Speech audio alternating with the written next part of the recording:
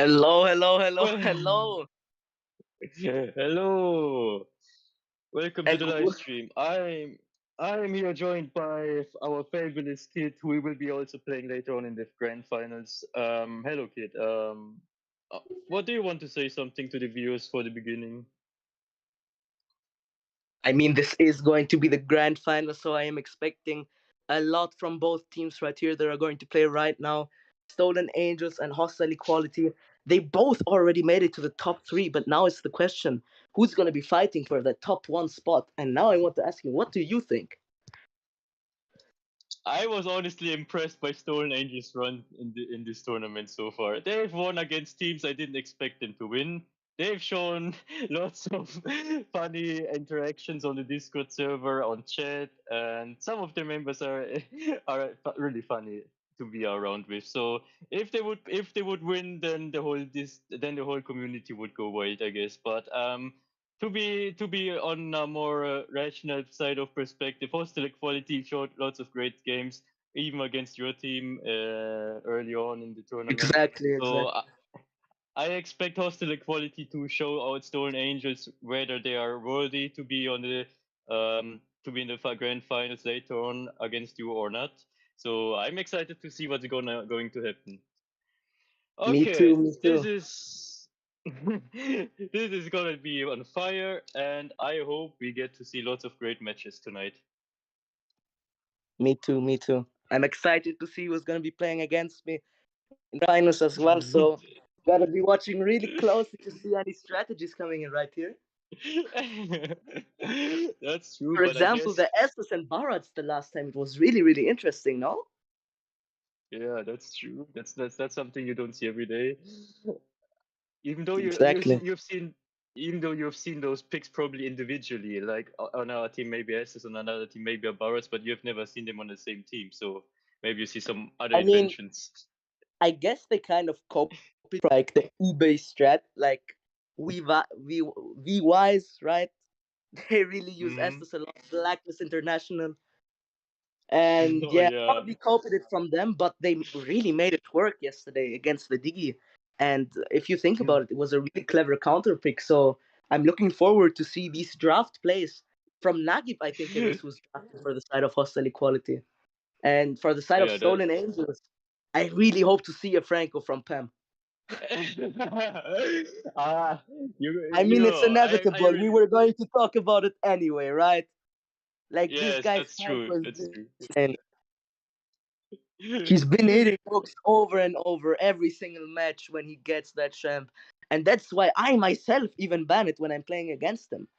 It's He's just so Yeah, dominant that's with it.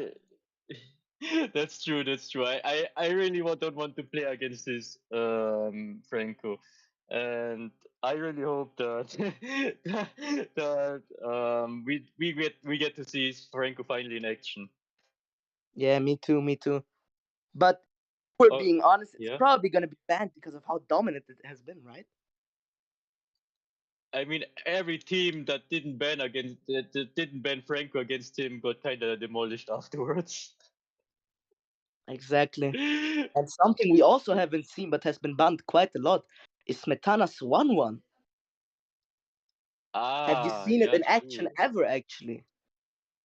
No, I actually no. I think I haven't seen a game of him, except maybe I think in the group stage. I think he played it once or twice.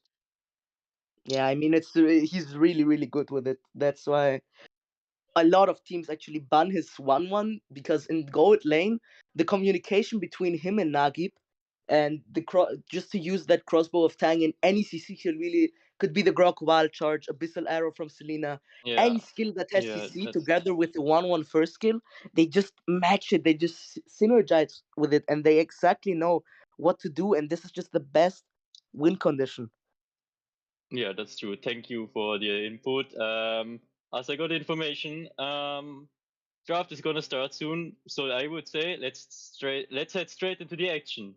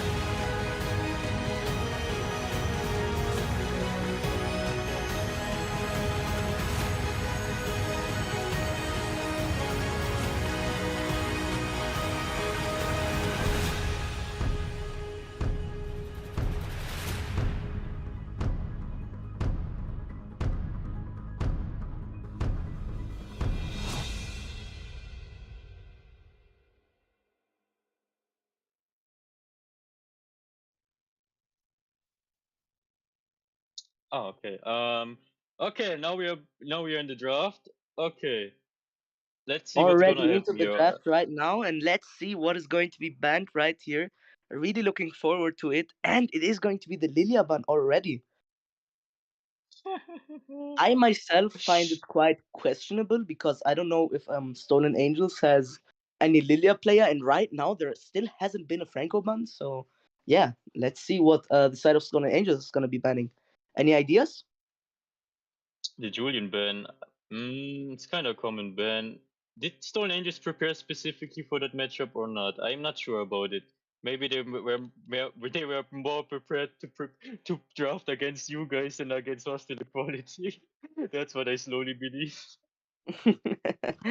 uh, I mean, the Julian ban is it's also questionable in my eyes because Julian has been nerfed in the early game, and we saw Death Note perform with it against NXM in the early game, but in the late game. But in the early game, they did also kind of lose because of it, in my opinion. So I don't know how it's gonna go. But we already see the Valentina ban, and the Faramis ban is gonna be Yeah. following, and the Franco has been left open actually. So there's a chance we get to see the Franco in this matchup. But I guess it has to be in the first rotation of the picks, or else the Franco just gets banned as third ban. So yeah, we hope to see it, obviously. All right, and right now, as always in this format, the Akai has been open, has been first pick a lot, really dominant pick in this meta. Heavy spin, securing these turtles, ganking. He can do everything, and he is going to be picked. Yeah, Akai. I love how he always gets the turtle with his ult. So he makes it look so easy. Not even Balmond can steal away his turtles. Oh, Oh! and this is going to be it. The Franco pick. The Franco, we have been waiting for this the entire week. And together alongside with the Irritel being picked, which is also a decent pick. And Now the already the infamous Kadita from Kadita. Nagi. Also a signature pick, you could say. Yeah, infamous. I've casted the other best of three series of Hostile Equality the other day against you guys actually in the upper brackets, and there he also picked Kadita. I think in two of the three games, or was it all three games? I'm not more sure, but he had his pickups. He made stuff work. Exactly, exactly. And already the Fredon pick as well. After the casting time being optimized, he has been really popular in ranked games, MPL, and in this tournament as well right now. Hostile Equality has been picking him up quite frequently, and it is a good pick on the XP lane. I don't know if it's the best pick and if you would prioritize it over the Esma though. So let's see what Stone and Angels is going to be picking up right here. And it looks like it is I going to guess be the the Esma. Esme, since it's one of Lighto's main heroes, so I guess he's more comfortable with Esme. I still prefer the Esme over Fredrin, honestly, but we will see how that matchup is gonna work out later on. Exactly. In my opinion, the only time where Fredrin is going to have the edge is really deep into the late game because he's just going to be unkillable. And already the 1-1 didn't get banned, actually. I did not even see that. Wow. They did their homework. They did their homework. Okay, I am impressed. Stone Angels did their homework against hostile equality. Okay, that's a good thing. And they have pirates being banned from the side of hostile equality, which is also to be expected, considering that Stone Angels can also possibly pick that. Exactly. So a really good ban, really clever ban coming in from the side of hostile equality. And the mage still hasn't been picked up, so this might just be the mage pick. And yes, this is going to be the Kagura. And it has been proven to be a good choice against the Kadita many times already. So let's see how hostile equality is going to be responding to it. And it is going to be the Cloud and the Oh, Lunox. the Lunox! I'm especially excited to see the Lunox in action. Usually, in top level, I prefer the Lunox over Kagura because the Lunox can do so much work in team fights if you play her properly. Yes, but you have to consider that hostile equality did have the Kadita, and it is kind of difficult to play Lunox against Kadita because of the Petrify Ah, and the combo. yeah, yeah. So I think the Kagura pick with the Lilia being banned is actually a smart pick. And the jungler for the side of Stone and Angels is going to be the Balmont. And it's the classic matchup that we have seen a lot of times in this tournament. Akai versus Yes, Balmont. yes. Depending on how the team fights are being set up, I prefer the Akai honestly, for especially for turtles. I very much agree with you, but in the game against NXM, Vlados did not perform as well and did lose turtles against. Hmm. Someone die? I mean, okay. It seems like kid died. Okay, No, let me yeah, my continue. Wi-Fi just crashed. I'm very sorry. No What I was worries, going no to say worries. is that Vlados Poltos did fail to secure many turtles against Xeno on that Balmont. So let's see if it is going to be the case again in this match. So yeah, what do you think is going to happen? I'm expecting chaos in the early game. I expect first blood kills like that. Okay. Honestly, okay. It was only the passive of Cardito that got triggered, and Frank already lost his flicker, so it's probably a win for hostile equality in that regards. But you can see the Franco was already trying to get a level 1 kill. That's what he always tries to do. A level 1 or level 2 kills with his Franco hook. That's the thing you always see with him. Exactly, I very much agree with you. And Akai did start on the red buff to get this double creep. The Lethal Wanderer is not going to be contested, probably because the side of Hostile Equality does have the better early game. So let's see how this is going to be played out for both sides, because Akai is going to be having that level 4 pretty early and might be looking for a pick-off already. And the hook already connecting Iron Hook onto Death Note. He might just die right here. Oh my god, he does still have the flicker, so let's see what's going to be happening. Ollie Oh, kind of oh! overextending though. Ivy coming in to help. Vlados Poltos did unlock his ultimate, the heavy spin right now, so both teams are going to back off. And already Pem dominant with these iron hooks. To be fair, his Iron Hook, he hit his target, but afterwards they almost died from it because I don't know, they took too much time to deal damage onto Lunox. They don't have the damage at the moment, so Exactly, it but if was you a just nice think thought. about what could be happening, if you just think about Yeah. what could be happening with these hooks and the Kagura combo, just the one shot, the immediate one shot. So let's see how this is going to be played by both sides again. And they are going to do the level 4 strategy. Lunox is going to be getting level 4 on the XP lane, and Nagib is going to be getting level 4 onto the mid lane. But Pem, again with the Iron Hook onto Nagib 9, trying to go for that combo, but he might just be picked off here. He does have the ultimate to run away, and the turtle is being started up by the side of Hostile Equality. Nagib does manage to escape with a sliver of HP. And Death Note right here getting hooked as well, using the Dark Ult to kill the Franco. I don't know if it's going to be enough. Franco flickering out, and it is going to be the kill for the side of Soul and Angels, and what an amazing team fight already. Don't forget though, in the meantime, during all these shenanigans, Hostile Equality managed to secure the turtle safely with their Kai, but what Yes, happened on the mid lane was just pure chaos. exactly. I And agree Franco with that. just connecting these iron hooks 24/7, I might say. Like, yeah, I think he has been 3 out of 3 right now. And already again, the iron hook onto Nagib. This is going to be the kill for the side of Soul and Angels. This guy does not miss. It's That's why we crazy. wanted to see the Franco in this matchup because of this accuracy on his Franco. And already He's going waiting. to gank Look. the bot lane. Is he gonna connect this Iron Hook again? He's looking for it, he's fishing for it, but not yet going for it.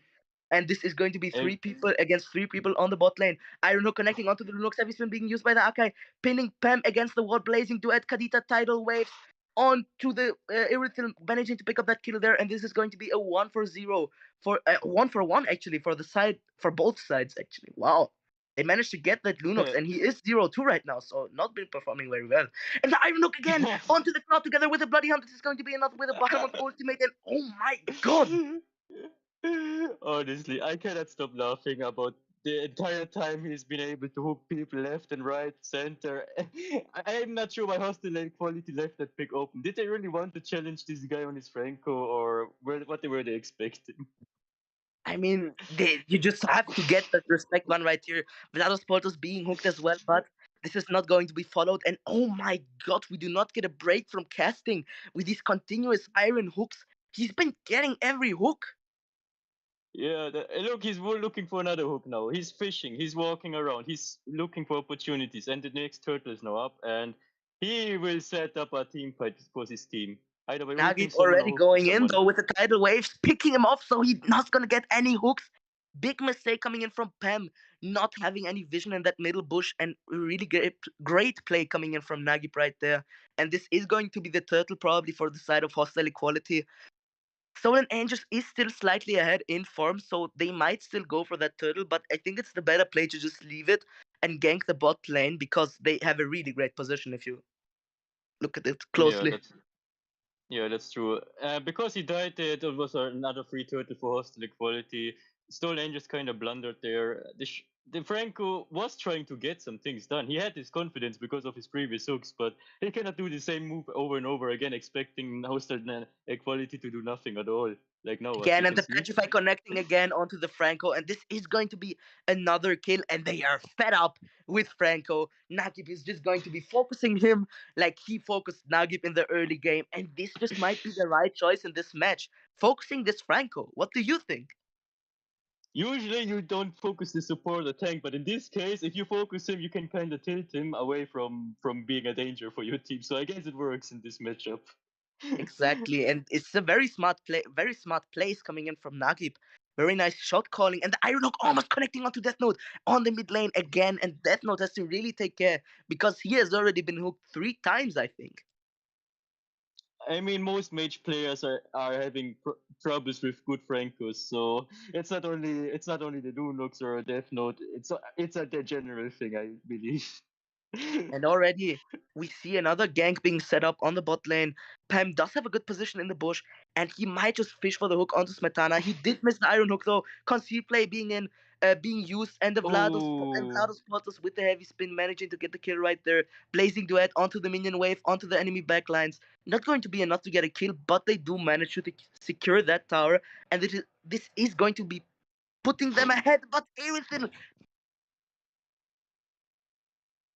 oh, okay, that's crazy shenanigans. Kagura just wasted her flick and missed that umbrella, but aside from that, it was really crazy. And as you can see, the downside of having the Frank missing a hook is basically him getting killed and your team probably losing an objective or a team fight. So it's a kind of volatile pick. It can either go really well or it can go really down, like now. Exactly, but already Lunox using that dark ultimate onto the mid lane, Bloody Hunt and Ironhook connecting onto Fredren.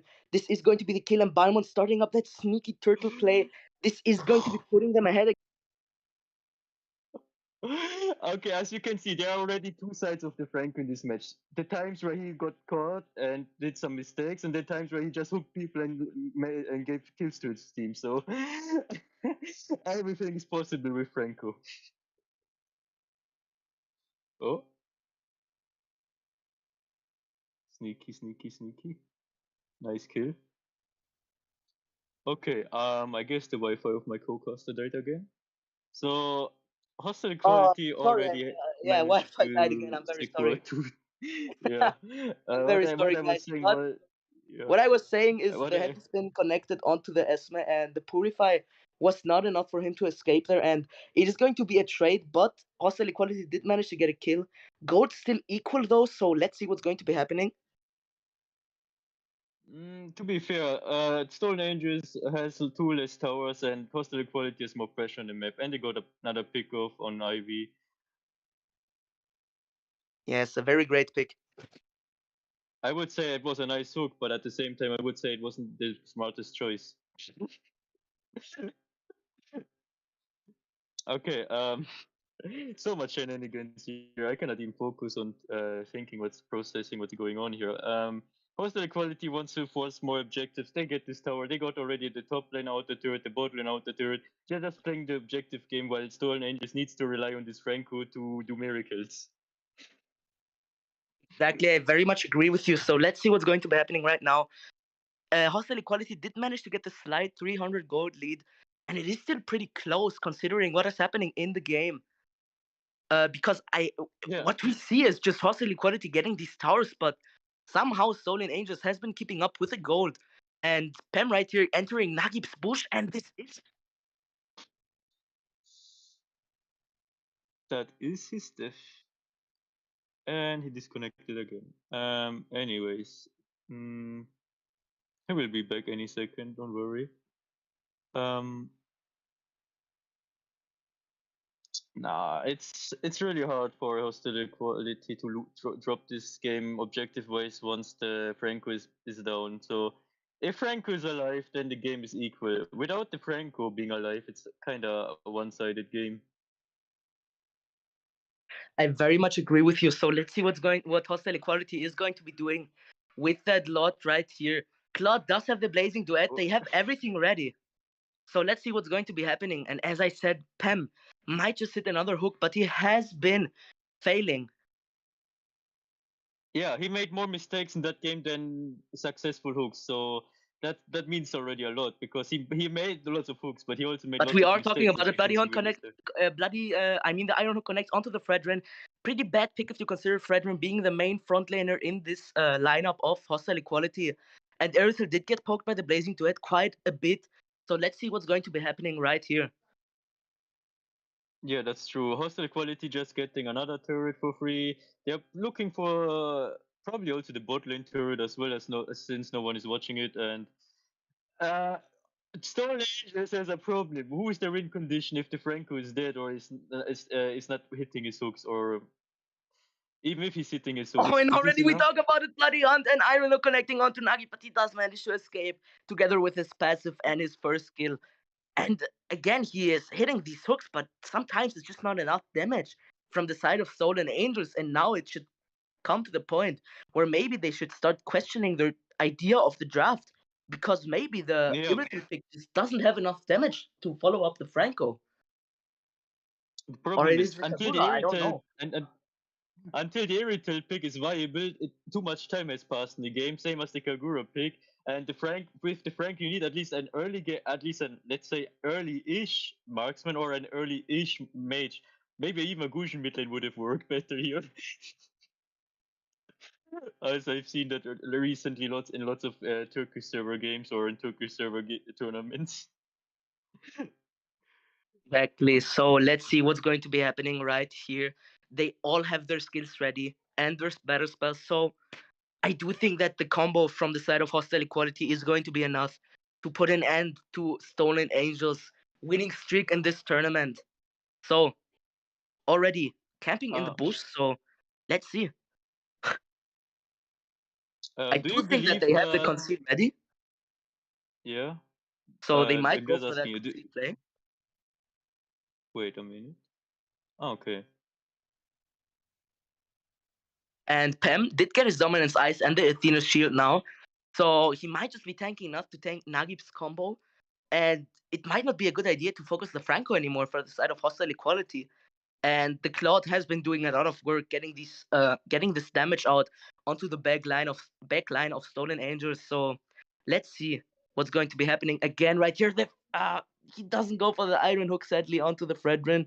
So the Lord is going to be started up for the side of Hostile Equality, and Nagib has a great position in this bush, and they have to check it. Ivy does go first right here, though, so they are going to be finding it, but they are bursting this Lord, and this might just be it. Pen being focused by Claude and by Fredrin, secure Lord by Vlados Poltos, and this is going to be the Lord for the side of Hostile Equality. Zone and Angels just couldn't do anything that fight. It wasn't even a fight, they just got zoned out. Yeah, they got zoned out. The Franco got poked out. Can I get a short view on the items so far? Because I believe the Franco got a bit bursted too fast. Ah, yeah, I see. He built Athena shield first for the Lunox. That's why Claude dealt so much damage on him. So that's and he got cooldown boots. That I understand some parts why he got poked away from the Claude. And Hostile Equality just pushing in with the Lord, just probably getting this in hit now. And the heavy spin connecting on to the Balmont it is, yes. But they do find the kill onto the Kadita. Falling Star Moon onto Death Note right here. He might just escape together with the light ult of his and Blazing Duet onto Franco. Going to be enough to pick him up right here. The Stolen Angels cannot really defend it really well because the damage output from Lunox, Claude, and Nagib and the harass and the triple taunt from the Fender right here together with his flicker. This is going to be the end for the side of Stolen Angels. Amazing engage from the Fender with his taunt. And wow, I did not expect such a sudden engage. Nagib I got didn't picked expect off, it but either. the main engage this whole time actually has been Defender. And looks like this is going to be the 1-0 for the side of Stolen Angels. I'm surprised as well, same As as you. I didn't expect this game to end that fast. I'm very sorry. One I zero for did. the side of hostile equality. My bad. Yeah, it's okay. I didn't expect this game to be over that quickly. I expected Stone Angels to hold at least that Lord and probably defend it, just lose this one inhib. And I mean, okay, they would have probably also lost the other inhib after what happened, but I didn't expect them to to just straight out throw away everything and just let them end. I mean, um, it was a surprise for me. What in about the you? early game though, they did have an equal gold lead until it was like 22k, I think. So Stone and Angels did a really great job at the early game, but Nagib just managed to focus that Franco time from time again, and this did cost them the game because Pam hit the iron hooks. Hostile Equality realized that, and they immediately switched targets onto him. They knew the real threat this match, and this is what costed them the game, in my opinion. Yeah, the team comp was a nice idea from Stone Angels, but it didn't suit the Franco. They needed something to combine this Franco better with. For late game, you can have a Kagura or a Irifel, but you don't need both of them for the same in the same team as Franco. One of them is enough. I do think that a damage XP laner instead of the Esmeralda would have done the job, because having that extra damage onto the XP lane is actually pretty good if you consider the engages Lighto could have gotten with like a Lapu Lapu, for example, or the Paquito.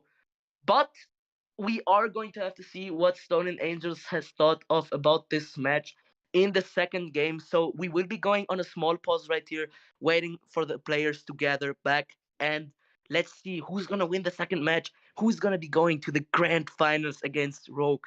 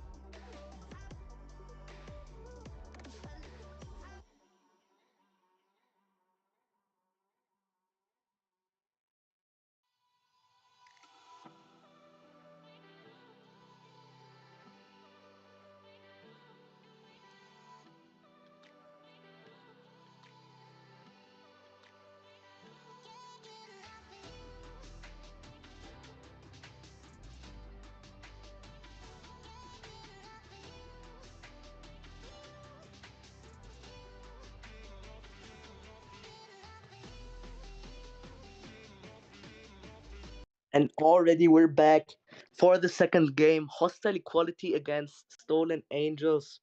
So, Volke, what do you think is going to be happening now? I believe Soul Angels has to adjust their draft now according to hostile equality more and probably ban away some of their heroes immediately and just leave some other picks open. So and they can go again for Franco. They just need to adjust some of their picks they had. I still believe the Franco wasn't the issue. It wasn't the Franco pick. The Franco was godly. He was trying his best until he got focused, of course. But that's another story. Exactly. He just got Uh, focused over and over by Nagib's Khadita, and you can't blame him. It's just a really great decision from the side of Nagib. So we are going to have to see how Stolen Angels is going to be handling it in the second match. And do you think this is going to be the upset or the 2-0? I believe it could be an upset if Stone Angels get now their favorite picks they want and they need in draft. I am thinking about like the Franco, and then their Lunox for Stone Angels, and well, I mean the comfort picks for the other three, I guess. I mean Lighto likes to play tanky XP laners and um, wait what and yeah, I guess they're just gonna try to play it more conventional, like how they are used to, instead of the Kagura.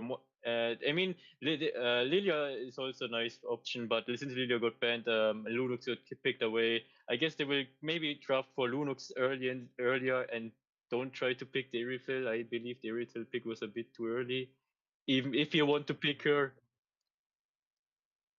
So Exactly, I yeah, very much agree with you. But what I think what happened right there is that they did not have enough damage to just follow that engage from the Iron Hook from the Franco, because the Esmeralda is not that much of a damage dealer if you think about it. And if they had a scaling damage dealer on the XP lane like the Paquito or the Lapu Lapu, I think they would have been better off. Even if it's not the signature champs of Laito, I do think that he has a grasp of at least understanding the champion, like knowing the basics of how to play them. And the Fredrin just got a free entrance into the lane.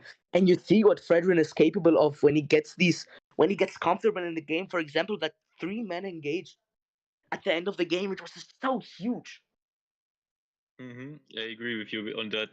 The engages were really great from Fredrin. He had more impact than the Esme, and I believe they have to adjust something. But I'm not sure if Lighto can actually pull off those damage XP laners. So I'm excited to see what he can put onto the table this match. But we are back into the draft now, and Stone Angels is making the first ban. What do you expect is gonna get banned here first? I mean, do you think it's going to be the Kadita ban for the side of Stone and Angels? It might just be, It right? would. Oh no, but they actually go for the Faramis ban as a first pick. So kind of questionable, I think myself. I mean, the only What reason you would do that is if you don't have a Faramis player in your team. But if you're already if you're already in the grand finals of the lower brackets and you don't have a Faramis trained until there, then something went wrong. Something went definitely wrong.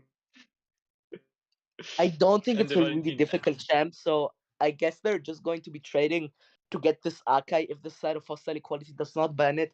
And right here, I think it is going to be the Kadita ban because Nagip has just been so annoying with it. And if they do open the Franco and Pem gets it again, you don't want him to go against the Kadita.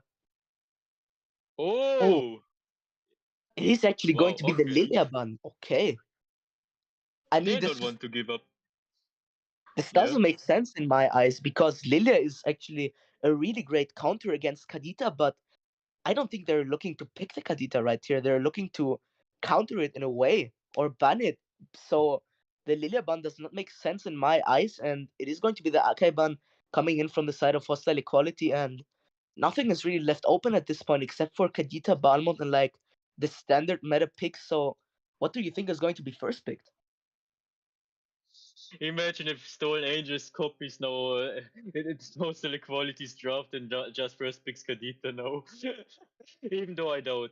I doubt. As far as I know, their own player of Stolen Angels cannot play Kadita, and they will just go for a standard pick like Julian. I mean, the Julian has been nerfed, as I said before, so I don't think of him as highly as he was. Like, he was really, really strong. Ban potential. I would even pick him sometimes over Valentina, but now he's just been so weak in the early game. And first time we see Smetana's ban Oh, in the live that was stream. the issue. That was the issue. That was the issue. They forgot about the 1-1. Oh my! Again, they left it open. They just don't feel fear towards Smetana's 1-1. So let's see if it's actually with a reason or Smetana is completely gonna destroy them with his crossbow of Tang. We are gonna have to keep in mind though, 1-1 has been nerfed. Her crossbow of Tang can only focus the target that got marked now. So this might just be the reason they left it open. And if they go for the Karina against the 1-1, it's actually a really, really smart pick because if Karina does give the ultimate to the 1-1, she can just completely immune it, right? So very steady That's draft, true. very good draft, except for the Julian for the side of Stone and Angels. And Hostile Equality picked up the Fredrin and the Atlas, and that's just massive engages.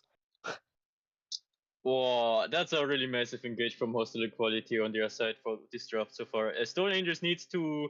I don't know what kind of heroes I would recommend Stone Angels now in that situation, because they need on one hand damage to follow up with the Franco hooks. Okay, they have now some damage with the Karin and the Julian, but they still lack something on the mid lane and on the gold lane, and they need something against to deal with this 1-1 safely. Okay, the bans make sense, I guess. The Lunox and the Digi getting banned from each side respectively. They're not trying to give away the Lunox to the Hostile Equality, and Hostile Equality just bans away the Digi. I mean, in some games you pick Digi as a mage. Kind of works, kind of doesn't But if work. you think about it, it's not going to be the Julian XP lane, so the Digiban just doesn't make sense at all in my I eyes mean, because you they can already always have pick Franco. Digi as mage. You can always pick Digi as mage. Yeah, but they have the Julian, bro. Where's the Julian gonna go? XP lane with the 10-second cooldown. I One mean, I wave and see that then sometimes. oh, it is going Okay. to be the Lapu Lapu I was talking about. The damage that they need in this job, and with a second skill of his in the ultimate form, he is gonna have enough damage reduction to tank the crossbow of Tang from the 1-1, and this is a really, really solid draft for the side of Stolen Angels. If they get into the late game, Hostile Equality is gonna have a lot of problems. Okay, that's true. The draft of Stolen Angels now suits the Franco much better than before, but it's another question if they can handle all those picks from Hostile Equality now with the 1-1, with the Atlas engage, and now the Hostile Equality have the Kagura. So this will be a spicy game, and I expect the team fights to go either really crazy, like Stone Angels, Pam gets a hook, they get a kill, and only then this team fight starts, or Franco gets picked off again in that match, and then the team fights are one-sided. So that's what I guess could happen. Hostile Equality really does have a scary draft if you think about it, because the synergy between the Atlas and the 1-1. Atlas just gonna hook many, just gonna connect as many people to his ultimate as he can. Gonna pull them and then 1-1 first skill, and it's a really, really great synergy if you think about it. So, what Stolen Angels is gonna have to do this match is look for the picks, and it is quite easy with the Franco. So, I do expect a lot again coming in from the side of Stolen Angels, but the team threat from Hostile Equality is just deadly, and I don't even know if Stolen Angels can survive it despite all the picks that they have. If the team fights start with hostile equality engaging it, then I don't see a chance for Stone Angels. But if Stone Angels can start the team fights on their own terms, like Franco hooking somebody and they can burst that person before the team fights even starts, then I see a chance for an upset this game. But it all depends on this Franco, as I said before already, And and already the Nagi flick already going being onto the burned. bot lane, the Iron Hook does not connect. I think it didn't even get casted because of the first No, kill of the 1-1, right? exactly. It got cancelled because of 1-1. So even that is now a possibility now that Pem has to think about before he can even hook someone. He can just get CC'd and his hook gets interrupted. Ah, he's struggling a lot this game, as you can see. He's getting zoned from rotating. Atlas is trying to give vision on the entire time where he is, and there's no action coming up. Is this enough? No. Both teams just farming their gold. Hostile Equality even has already a slight gold advantage of almost 300 gold. Okay, not almost. Now it's about 200 gold to be fair. And Pam didn't find a hook yet. I'm kind of concerned. He didn't find the hook yet, and it's almost 2 minutes into the game. That's an issue. That's an usually you wouldn't think of it as an issue, but in this kind of matches, it's an issue. If the Franco doesn't find the hook needed. I mean, I kind of agree with you, but he was camping that gold lane, so it's really hard to hit that hook onto the 1-1 considering he can immune it. But Turtle is going to be started up for the side of Stolen Angels, and let's see how this team fight is going to be played out because the top lane wave is already under the tower. They're gonna have to hurry. Uh-oh. When Atlas already fatal links connecting onto the jungler, and this is not going to allow them to secure that turtle. And very nice engagement from Nagib. Ivy getting first blooded. Hostile Quality got the turtle, basically stole the turtle away with the Balmond ulti, and the Stolen Angels received nothing at the end in this team fight. The poor issue is, I mean, it wasn't really an issue. It was just a part of the comp problem. Is that Franco needs time to scout bushes or to zone or even give vision, because as you saw in the previous game, if he's not careful enough, he just gets bursted down himself, or he just gets poked like here. So that's an issue. Very much agree Now he with has you. to recall. He has to recall now, and hostile equality just gets free pressure on the map and can do whatever they want for a few seconds, like invading the red buff, for example. And let's see what's going to be happening. Ooh, Ivy. I don't know if Ivy actually managed to get that. The Brody torn apart memory though does connect, and they are gonna get a few kills right here. I think. Yeah, that was a bit too greedy from hostile quality. Oh, I said you can do anything you want, but obviously you need to take care of what the enemies are doing. I mean, you think they're gonna let you invade, do nothing about it? Obviously not. They just pulled some more people onto that lane, and even though they lost some minutes on the top lane, they didn't care about it. They just wanted to get the 2 kills, and at the end of the day, it was kind of worth it. Very much agree with you. So let's see what the plan for Stolen Angels is, because they are behind in gold, and Nagi has been proven to find these engages. Oh, and Yeah, be already careful. onto the bot Oh, lane. Smetana does get poked, and Brody has to flicker out right there. that's a flicker gone now for the next engage in case. Oh, and the flicker fatal links onto the enemy gold laner, and very nice. And this is what I've been talking about this whole time. When Nagib and Smetana play together on that gold lane, the crossbow of tank is inevitable. They are going to get it 100%. They're going to do everything to get it, and you just see it right here. What I've been saying this whole time just has been proved. Yeah, and I don't know what Ivy was exactly trying there, because his teammates weren't ready to help him at the turtle, and he was just on his own, and then he got his seat and died, and gave hostile equality another free turtle. Um, I'm not sure if they should even try to contest the turtles at this point. They could have just left it alone. I very much agree with you, but bot lane already a lot of pressure again. Iron Hook does connect, Vickers under the tower, bloody hunt, and it's going to be the kill. Oh my, reverse. Okay, good thing. The kill happened. The bad thing, the kill went on to the Franco instead of the Brody. That's very unfortunate for the side of Stone and Angels. They need every single piece of gold, and Enhanced chain though, Tournament memory not going to be enough to get oh, Death Note right here, and this is going to be the end for Pem. Did get the hook, but not enough. Kagura just a really solid pick for these engages and disengages. exactly. With the Kagura, you can always just go out with your second skill in case of emergencies, and on the bot lane they just get the free tower.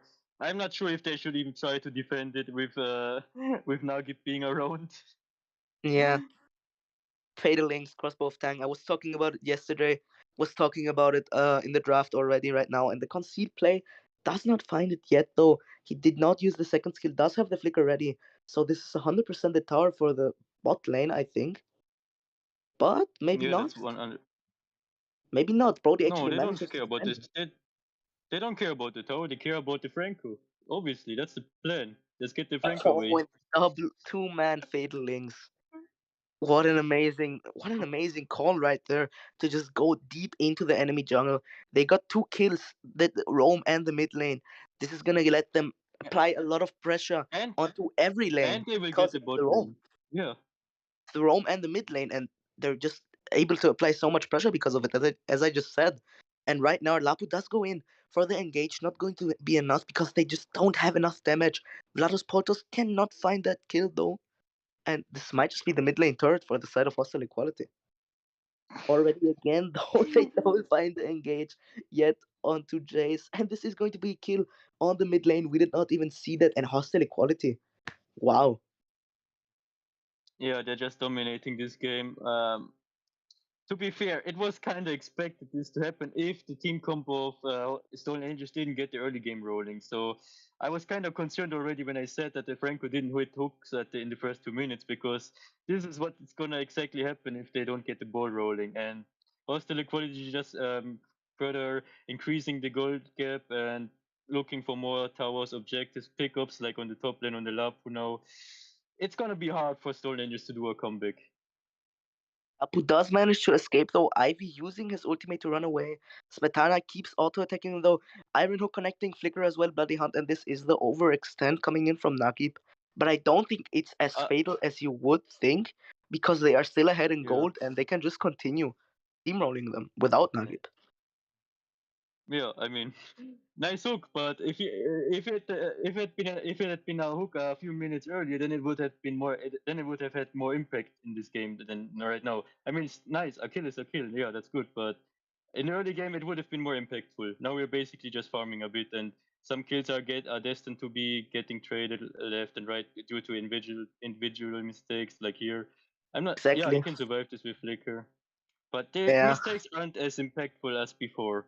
In the early game, they were much more impactful, as you saw probably in the bot lane fights. Oh,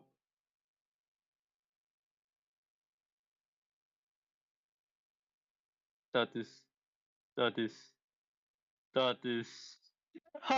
Of Tango. Yeah, this hand. This is Oh. going to be the wipeout, I think. Oh my. Fatal links. I can't. Oh my god, that okay, that was a nice action from the Kagura here. Getting the pick up now on the Julian before disengaging with the little mana she still had left. Okay, I don't know why he stayed at the tower. That wasn't the smartest decision from Laito. He could have just left it there because the tower is gone anyways, and Hostile Equality can just force now the top lane tower over time, get some more gold, set up for Lord, and probably look for an end. They don't look like they will do lots of mistakes anymore in this match. Maybe there will be one or two pickups now left because of Frank hooks, but I doubt they can win any major team fights unless a miracle happens now from the side of Storm Angels. Okay, Very much agree with you wait, right here. what? What? Huh? Why did they reset it? Was this a Oh, fail? but the Lord started up.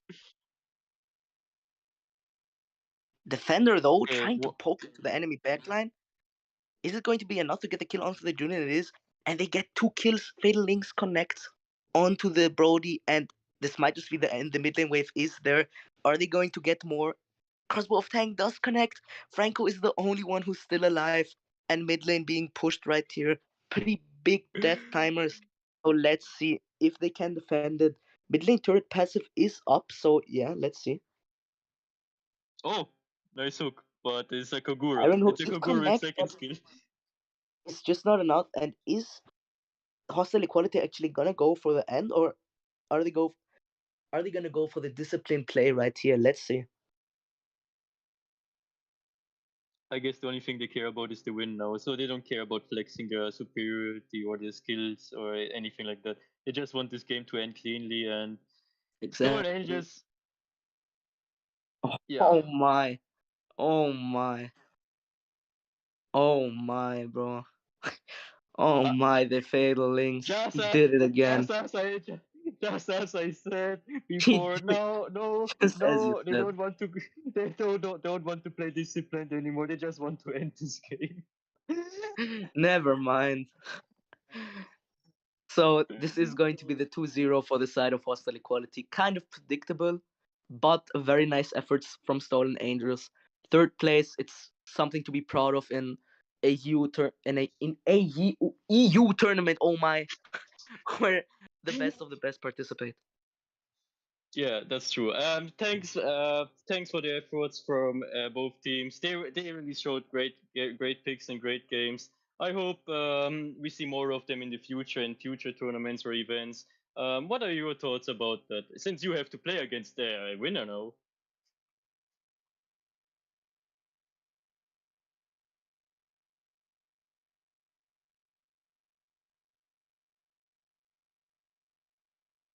Okay. A small pause for the next game where I will be playing as well.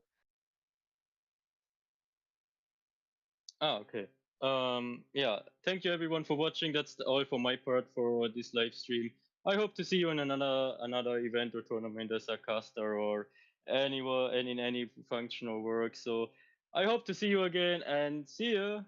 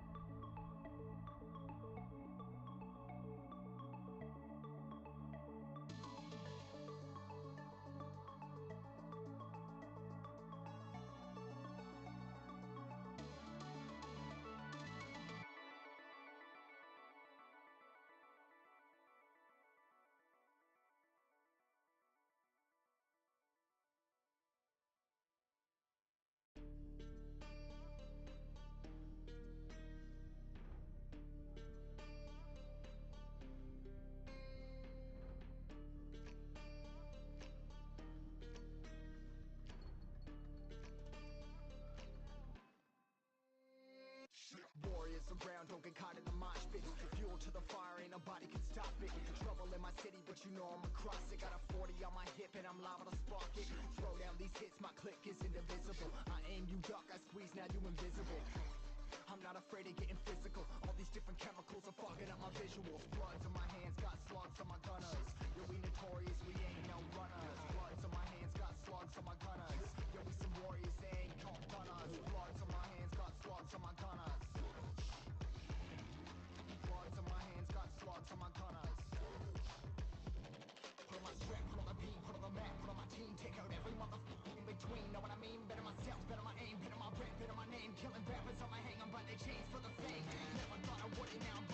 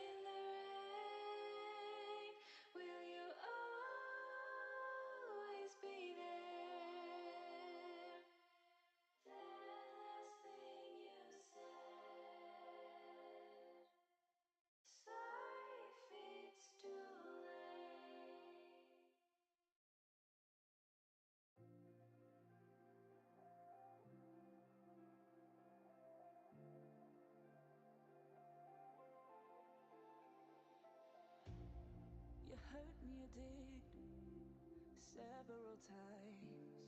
It hurts to admit that we're no different. I find it hard to commit, but you don't even try.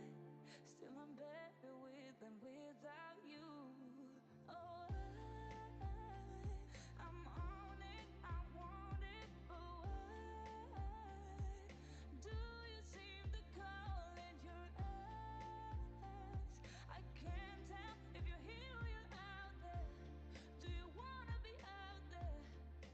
You don't need to be Prince Charming to me.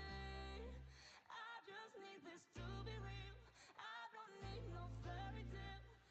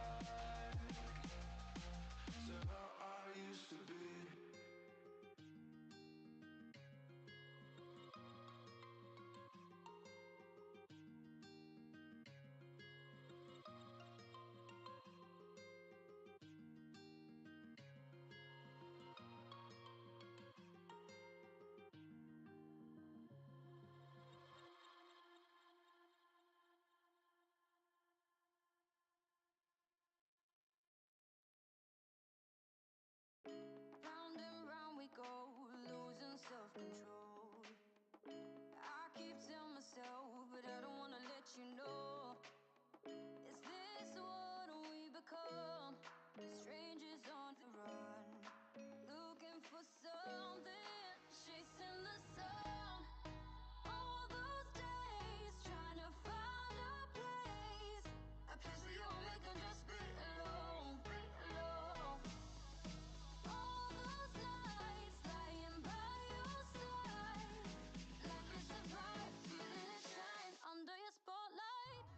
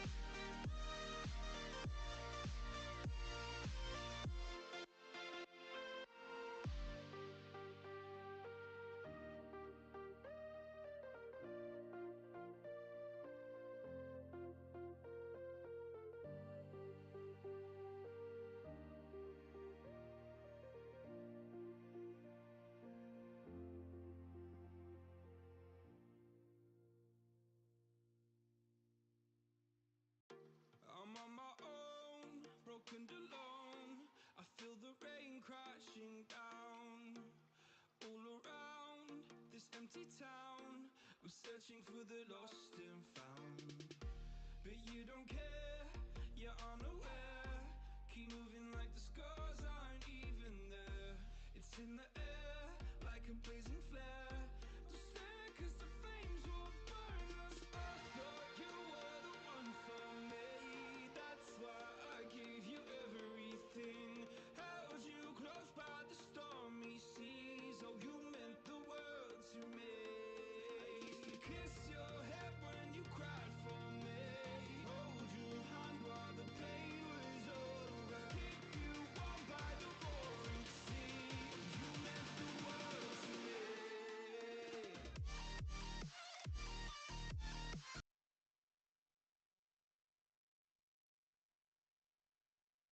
Good evening, everyone. Welcome back to LPS Grand Finals. Once again, I'm one of your favorite casters, iPrince, and today we're joined by Woki. Hi, Woki. How are you doing today? Hello everyone, it's me Wolke. You probably heard me already before in the previous series, and due to some circumstances, I will be also your co-caster for tonight in the grand finals in the matchup between Rogue and a hostile equality. It will be for sure an exciting matchup. Hi Prince, who do you have your hands on? Of course, of course. You know, from 16 teams down to the very last two. I mean, obviously, Rogue currently on the top of the leaderboard, winning the upper bracket finals. But for the side here of the grand finals, I kind of have my eye on Smetana from the side of hostile equality. That 1-1 gods. I think it's possible that they can get an epic comeback in this game. How about you, Waki? Uh, That's true. That's true. In the first matchup, they faced each other. It was a really close best of three series. It could have gone either way, either 2-1 for Hostile Equality or a 2-1 for Rogue. At the end of the day, Rogue got away with the win in the series, but it's not the end of the day. Both teams did their homework probably now against each other. Both prepared for this fated day a lot, and I've heard about lots of things that went down during preparations. It's Ooh. unbelievable how much they put in effort just for this tournament. They both want to get the first prize money. It's a lot. I mean, it's a lot of money in Europe for at the moment, and everyone wants to get their hands on it. With Stone Angels already claiming the third place prize of the prize pool with their team lineup, they showed already a nice series against Hostile Equality. I believe could have went either way if some things went in favor of Hostile Angels, but Hostile Equality managed to persevere these troubles and problems that Franco especially gave them, and now we are here in the grand finals. Yeah, of course, of Look, course. You know, the money is very important, Walkie, but at the same time, it's not only about the money, it's about the pride, the feeling of being the champions, the feeling of being the best in the European regions. That's what Rogue and Hostile Equality is looking to do today. Oh, so exciting. That's true. I agree with you on that. It's all about the glory and fame at the end of the day. Doesn't matter if you lose this today, you are still considered one of the greatest squads in Europe. If even if you stumble down, you will can't just come back greater. So whoever wins or loses, they shouldn't be surprised because they deserve to be in the grand finals here as we speak today. And I'm definitely sure either one of those teams will become even greater in the future. Of course, of course. I mean, it's time to crown our, European champions now. But at the same time, coming from the side of Rogue here, they do have their superstar Carvey on the lineup. Are we going to be expecting some, savage today here, Walkie? Yes, we are gonna definitely see some interesting stuff in that matchup with both teams being stacked full of talented and high skilled players. We are gonna see definitely some of the most exciting matchups tonight. And we are now in the draft. Iritel and 1-1 already being banned from the side of Rogue, and from the side of Hostile Equality, Fanny has been banned, and we're waiting for the second ban. I expected the 1-1 ban, honestly, especially after seeing Smetana's 1-1 in Of the previous course. series, so it was to be expected.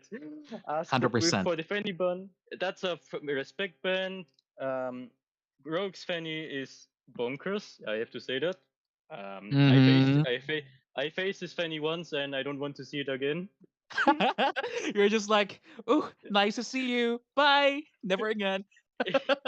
Yeah, since then I always ban Fanny.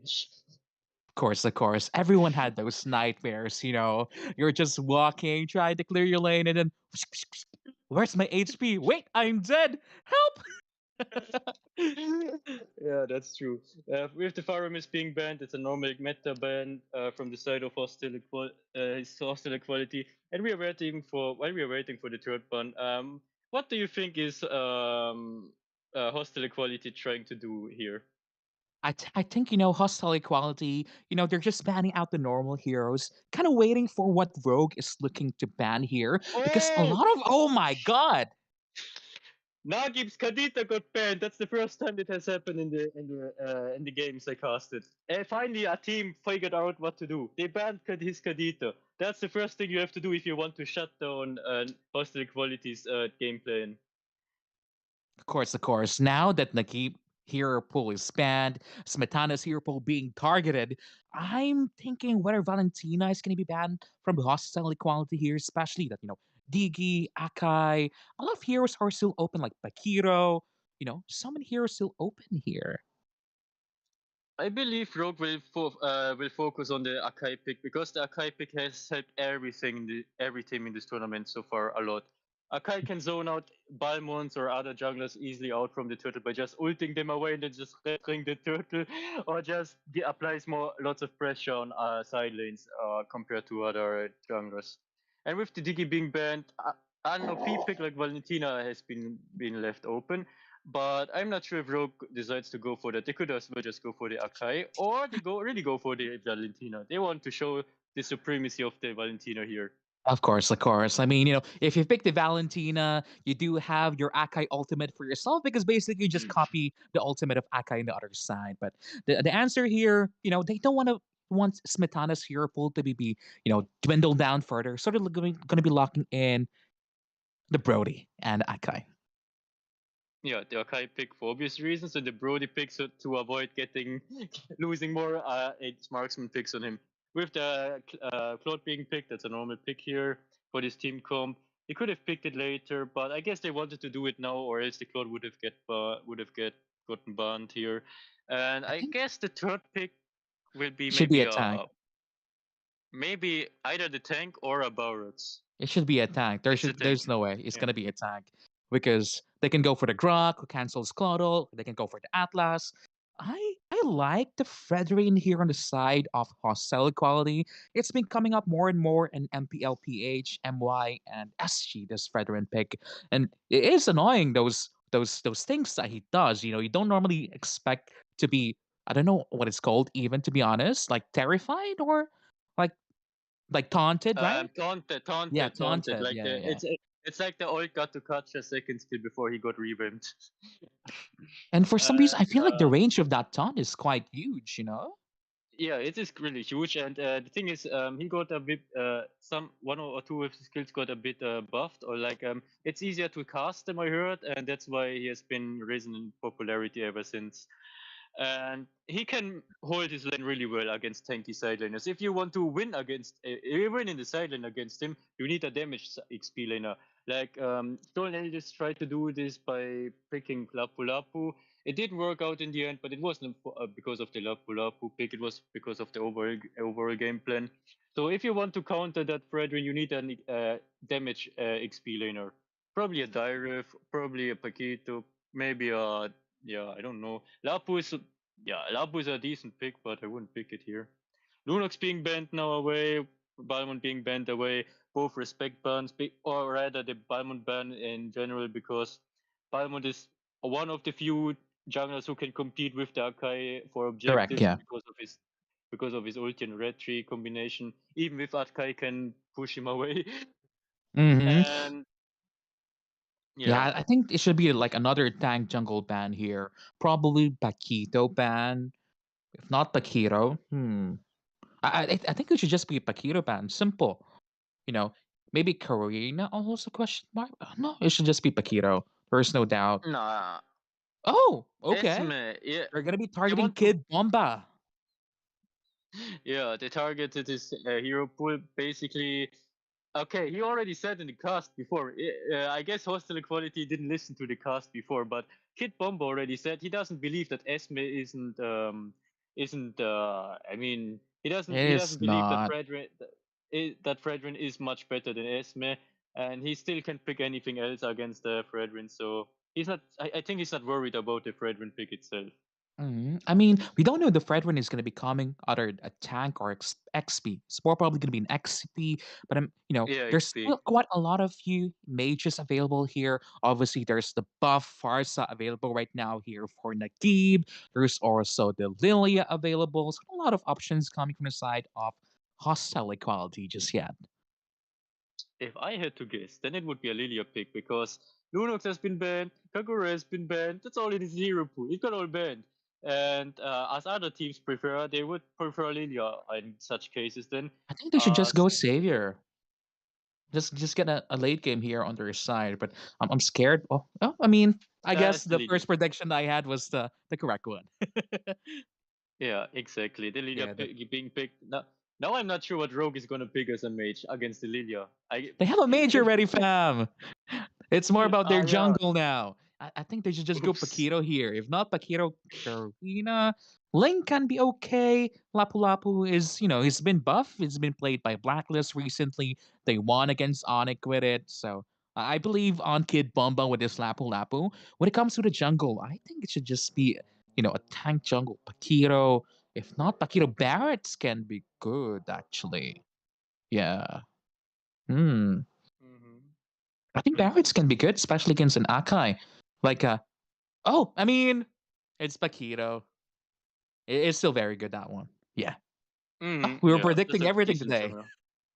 Yeah, yeah. I mean, if you see the bands, then you know that there are only certain scenarios and drafts are available, unless you have a really specific hero like Stone Angels with their Franco. But in that case, you see specific things for specific teams. Lots of bands specific for Hostile Equality, and Hostile Equality also targeted some of Rogue's heroes. So they both did their homework. Yeah, of Gotta course, give of course. props to that. I think the round up the composition here, they would just need like a strong laning fighter, or if not a tank, they could probably look for an Atlas pick here, just to double down on the CC that they have. I think that can be good, but I'm just scared that it's possibly might be stolen by Valentina. Oh, Valentina has an Akai ult or Lolita ult. That looks scary to me, my G. Especially with the flicker on Valentina. Imagine you can do a flicker Valentina, you can do a flicker Lolita ult, I can do too. Yeah, yeah, yeah. I think they should have just went, maybe like a safer like Rafa or Mathilda just to reduce the ability of the Valentina. But based on this draft here, Volky, which one do you like more? Are you a rogue believer or are you for the side of hostile equality? Before the Lolita pick, I was maybe slightly convinced that Hostile Equality could maybe get this win, but after that pick, I'm more convinced that Rogue can manage to pull off their team comp much easier than Hostile Equality. Hostile Equality's team comp is a bit too specific uh, for certain team fights or scenarios. So I trust in Kids comp and in Rogue to to pull off their team comp much easier than Hostile Equality. That's what I'm saying. Yeah, of course, of course. I mean, if you look at the lineup for Rogue, you know exactly what they want to do. It's easy, front to back, damage from. Oh, but look at that, Barbour is being chunked out already by the Lilia. That's ouch! Just a lot of damage from those bombs, from those glooms. Yes. I mean, Yeah. Ansel being chunked out here also. I'm not so sure why they're trying to brawl. Oh, that's no. Okay, Now you know why. Now you know why. I mean, that should have been expected from but sometimes there's just some slight miscommunications coming from the side of their teams here. Probably not noticing that Paquito was starting on the purple buff, but nothing happening on the bot lane here. Yeah, I gotta say though, it was maybe not an issue with the communication. They just didn't expect that much of damage being pumped into the Lilia for her to die. But I have to say, Lilia has been having a bad day today. Also in the previous series, she didn't show that much compared to the other members of Hostile Equality, she had lots of struggles even in the previous matchup. So maybe that's the game plan of Rogue, and for that match to just focus this mage. Yeah, but it's just one kill early game. It doesn't really matter that much. Goal difference almost non-existent. They're just trying to help out Carvey here in the bottom lanes just so he can farm a little bit better. Especially Smetana with the Brody normally wins this 1v1 early game. Yeah, that's true. And as you can see, Rogue is already rotating towards the top lane for the turtle as it's spawning, and Hostile Equality is looking for a pickoff here in the top lane, but I'm not sure what they are trying to do. Alapu is a tanky hero, so you have a plan. You need to have a good plan if you want to do something there. As you can see, Yeah, a of course. flicker already being forced, and Rogue just winning the poke fights.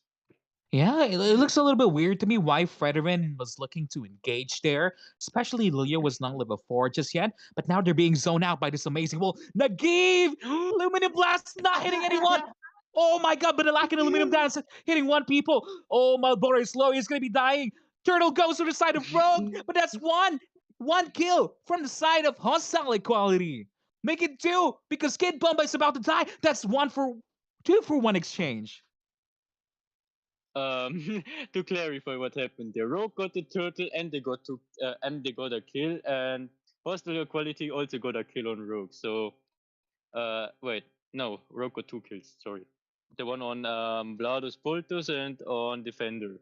So at the end of the day, Rogue went out with the win, but Hostile Quality went out with the win on gold.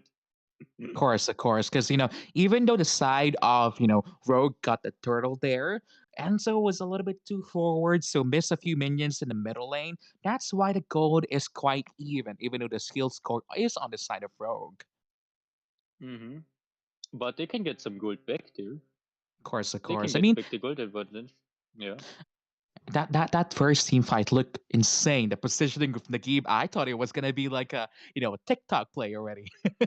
And then you saw the Lolita ulti getting cancelled. Then you were like, oh no, this team fight is getting more intense than I thought.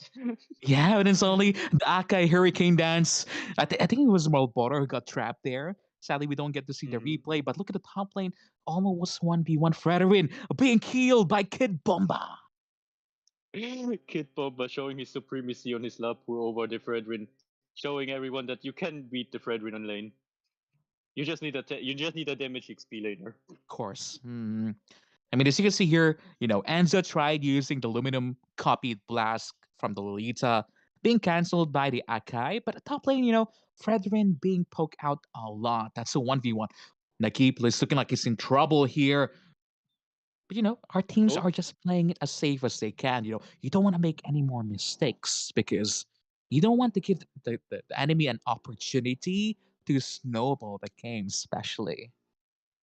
true, but especially since the mistakes in early games are way more impactful than later on into the games, as people from the previous series have probably realized.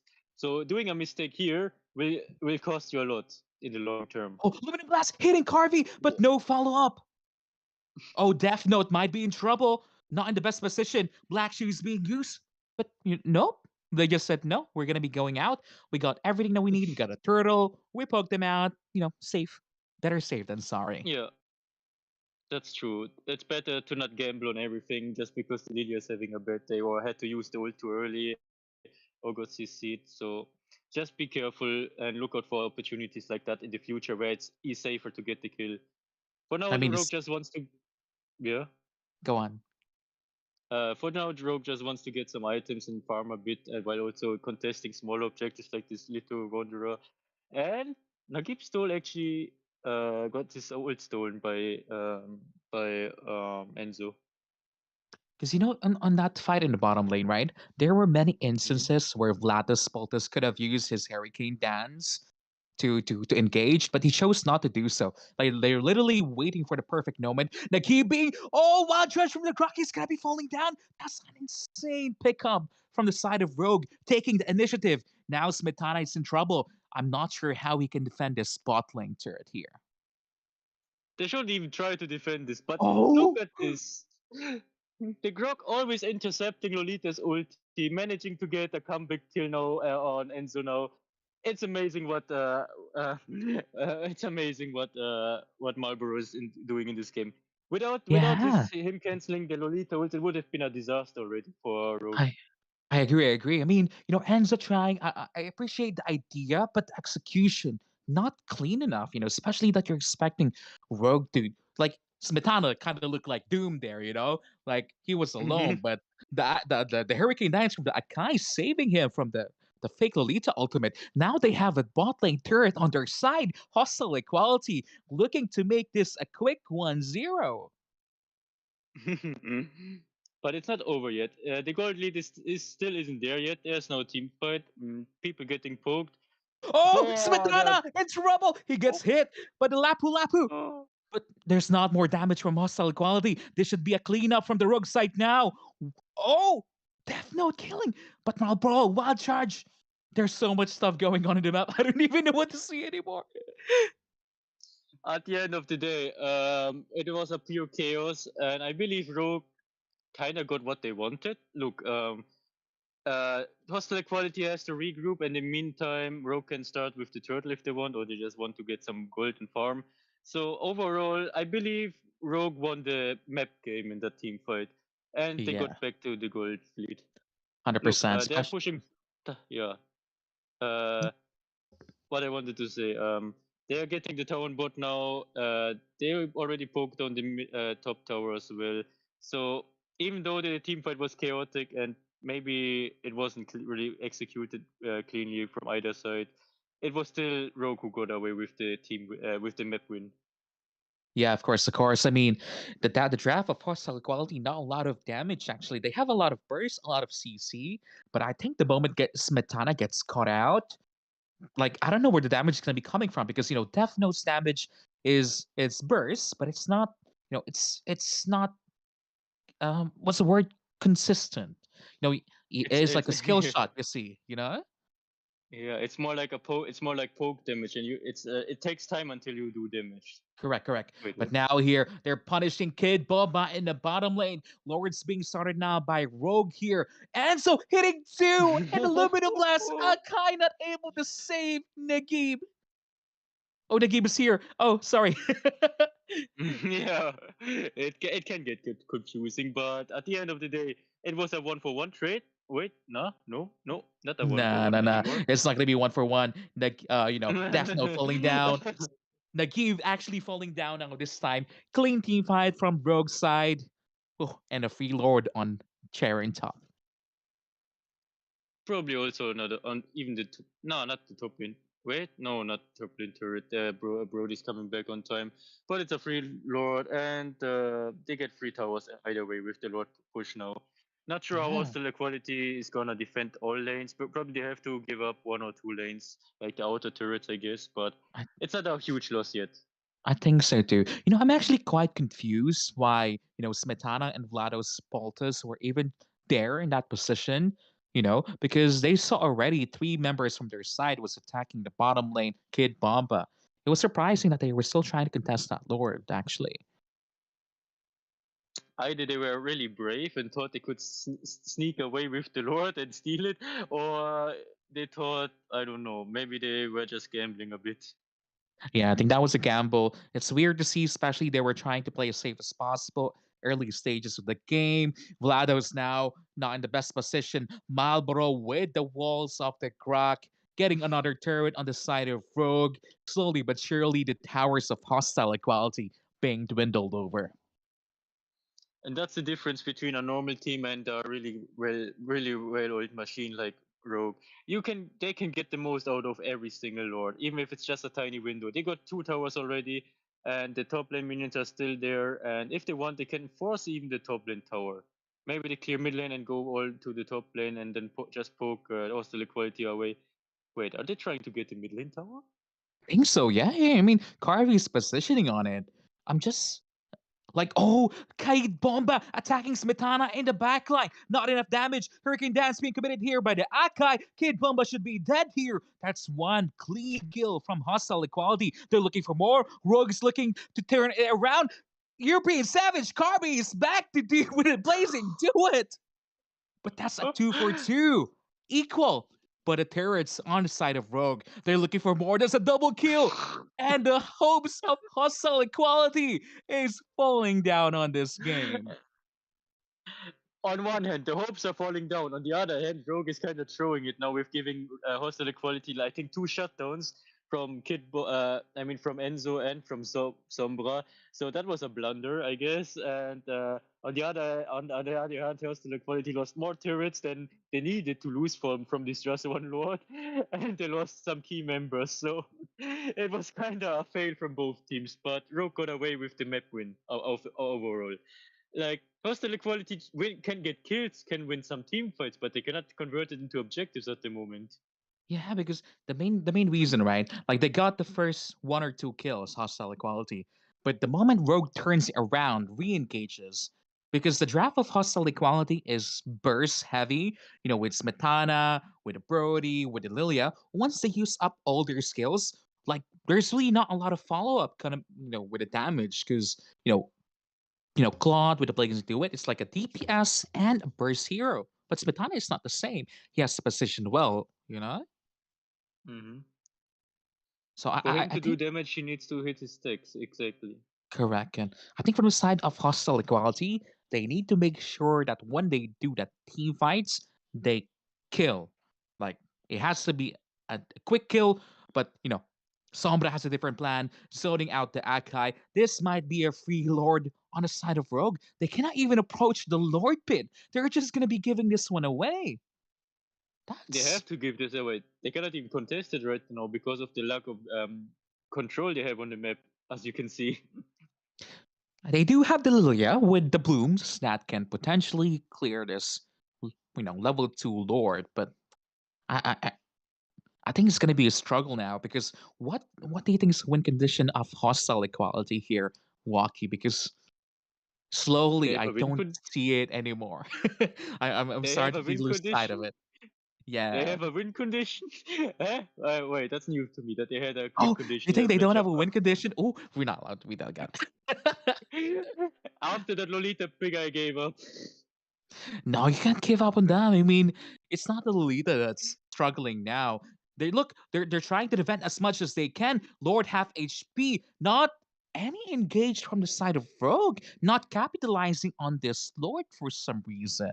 Oh, They're playing it calm. They don't want to gamble everything on a team fight, and if they lose the team fight, that's the opportunity that hostile equality can make a comeback. They're of just playing it course. calmly, not giving hostile equality any chance for a comeback, Look at and just Nagib. He's trying again, but not a follow up. Wild charge from the Grok. Oh, that's Akai falling down, but that's not enough damage from the side of hostile equality to follow up. Oh my god, this is just a massacre from Sombra, but it's about to falling down because he's taken more welcome than he needed to do so. I mean, I still believe it's the end. Yeah, it's gonna be the until end then. now. They're looking for the base. Carvey looking to get the first win on this game. I don't think hostile equality can defend this. Ooh, it was a good It try takes a until it wasn't here, Walkie. Yep, it was a good try until I don't know what happened. I guess until mm, Nah, but that's GGWP. GG to yeah, Rogue. That's one. Sorry. that's one win for Rogue against Hostile Equality. I mean, it's not only the draft that was the issue. It was also, I guess, also the issue with how the team set up their team fights, especially from the side of Hostile Equality. Like during that Lord pit when they were gambling it, and even though that's not even in their style and not that's not even not even their nature to gamble on situations like this, that was kind of unnecessary. And there were also some other unnecessary situations that cost Hostile Equality lots of their pressure on the map. And for some reasons, Rogue always makes it happen that whenever they do a team fight, no matter what the outcome is, they're still gonna win the map game. Like you saw in the match, they won the towers despite like going even in team fights or like losing a one member more than the enemies. They still win the towers and the objectives. I'm not Yeah, sure how they always manage to do that perfectly. of course, of course. And I think, for the side here of hostile equality, it was a good try. I think they played a little bit too safe there. In the bottom lane, when I was talking about why the Akai was not engaging, I feel like there was a lot of moments where they can actually engage and try to get kills there. But they chose not to do so. I think if they're looking to win against Rogue, they need to, force fights, force things on their hand because Nagib was trying, Yeah. but I think Vladas Poltas needed, like during that mid game where Smetana was actually ahead against European Savage Carby, like they needed to do something to force Smetana out of the lane. Yeah, I agree with you on that. Yeah, that's what was actually one of the issues of Hostile Quality. They played it too reserved. Like they didn't take enough risks. If you play against Rogue, you have to take good risks and bad risks, and sometimes it doesn't work out, and sometimes you have to take the risk in order to even get a chance to win against Rogue. Because if you don't do anything, then they're just gonna run away with the win, and you can just stand there and cry. Yeah, of course, of course. I mean, let's talk about the Fredrin pick here. Do you think that one is you know, a good pick for defender, or should they just switch it to a different hero? I believe Frederick is a good pick, but you cannot pick it as a blind pick if you know what I mean. You cannot pick it when the enemy still can pick their XP laner, like I saw in that matchup. They just pick Lapu and just punish the Frederick pick in a different way, they Lapu had more pressure and presence in the map than Fredrin after all, because Lapu is just a damage fighter who can also tank the damage due to his damage resistance with his ulti second skill. So Mm-hmm. even with a burst comp like you have on Hostile Equality, it was hard to even get the kill on Lapu because of his CC reduction. So I mean damage reduction.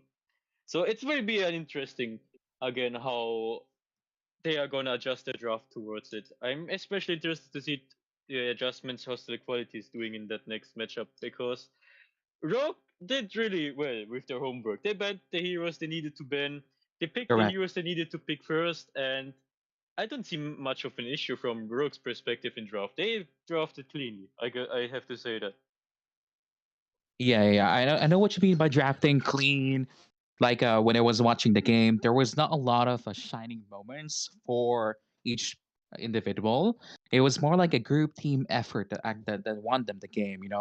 There was Carvey, there was Sombra, and then Kid Bomba from time to time. So it was a great team effort that won Rogue that game. Looking at the draft, we're not liking the Lolita a while ago from Hostile Equality.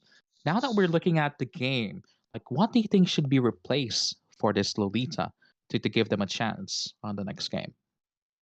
Honestly, this is actually a tough question because it's hard considering what everything got banned and picked already, and as you know, um, it's not easy to do such a choice. Maybe you don't even need to pick it as a real tank since you have already the Mhm. Akai. So you can maybe even go for something risky, like I don't know, maybe a Selena Rome or something like this.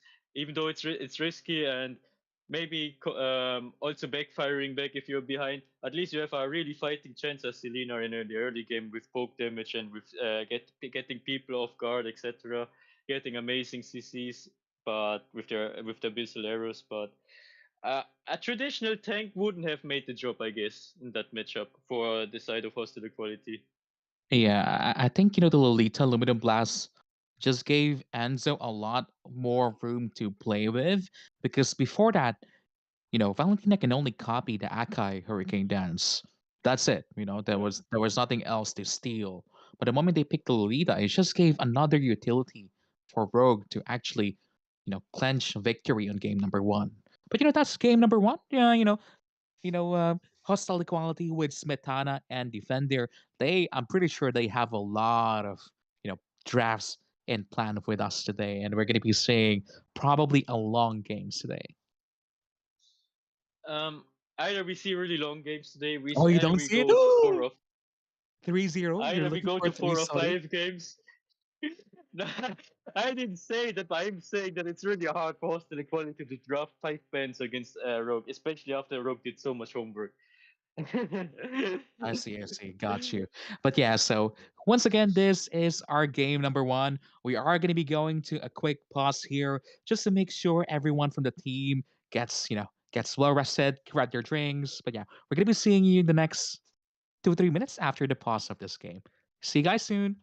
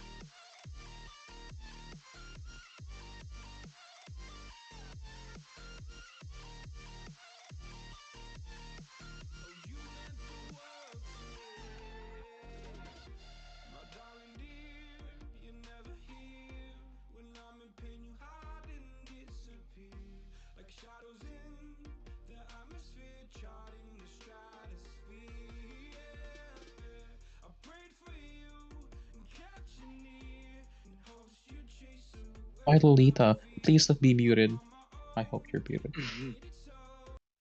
Oh, he's not muted.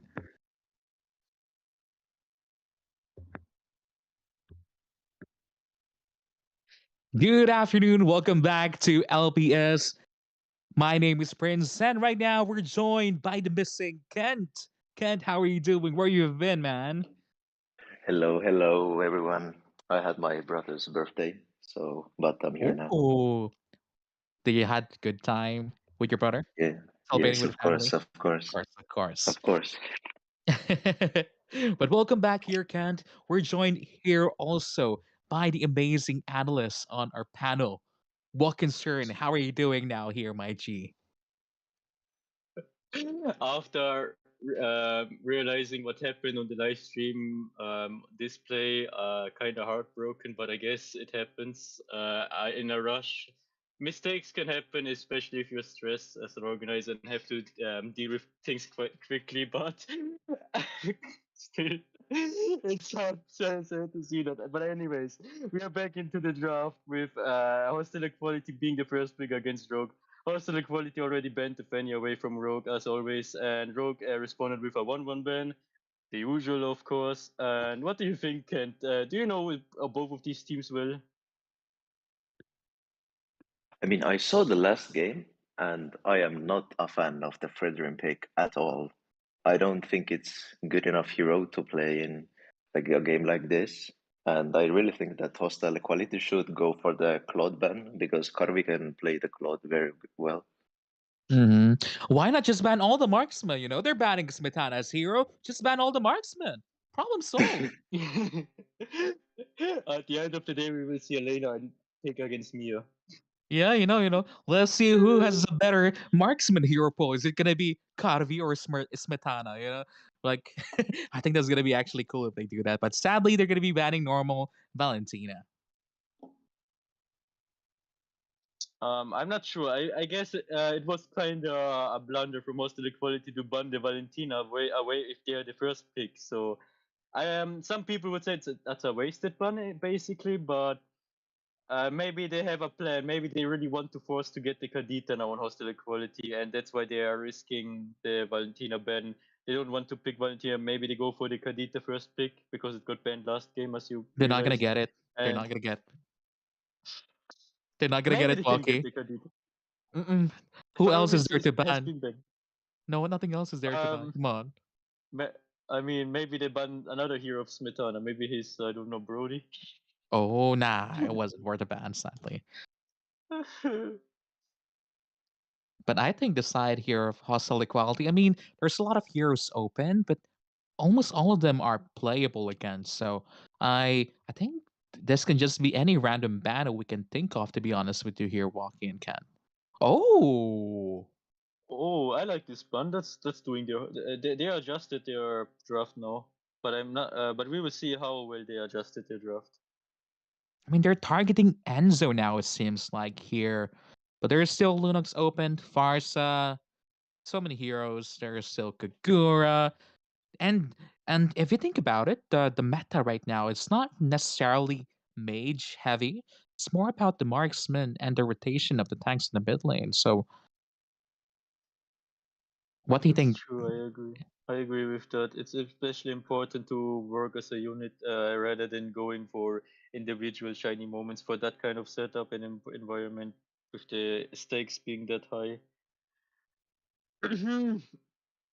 I mean, And there we go. wow, Kadita is open, just like you said. if it's It's not a gonna. Kadita, I mean they don't need to first pick Kadita. They can still pick in first rotation. But if they don't pick Kadita in the first rotation, then I can assure you to 100% that this is getting banned. They can go for the Akai as first pick, for example. Akai, really good pick, can do a lot of work, can zone people Diggy is out from still the open jungle. though, Walkie. Diggy is still there. It's gonna be Kadita. I can see it. They're just gonna go for it.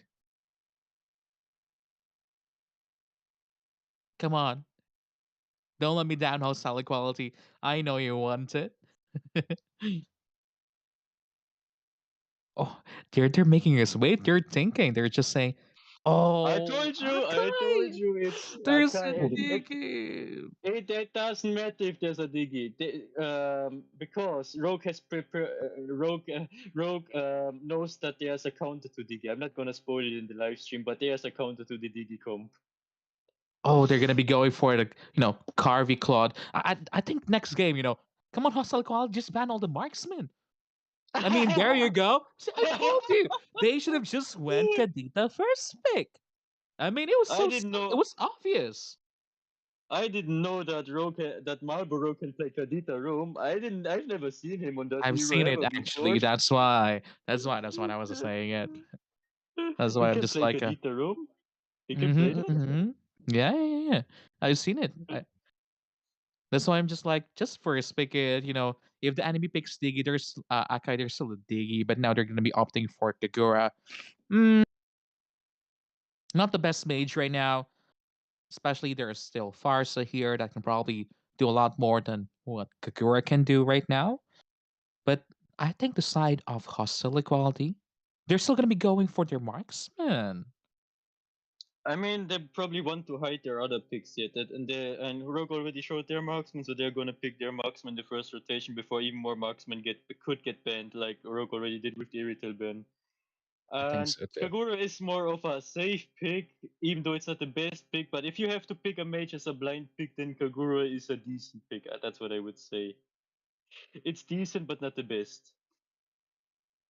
There's a Lunox open Yeah, still. You're right, actually. I No, I I mean, want the Nana. Lunox Nana. gets cancelled Oh, by what you call this Kadira. One rough waves with the Petrify. She's actually gone. That's the main reason why Hostile Equality opted for the Kakura. But no, they're looking for Eve.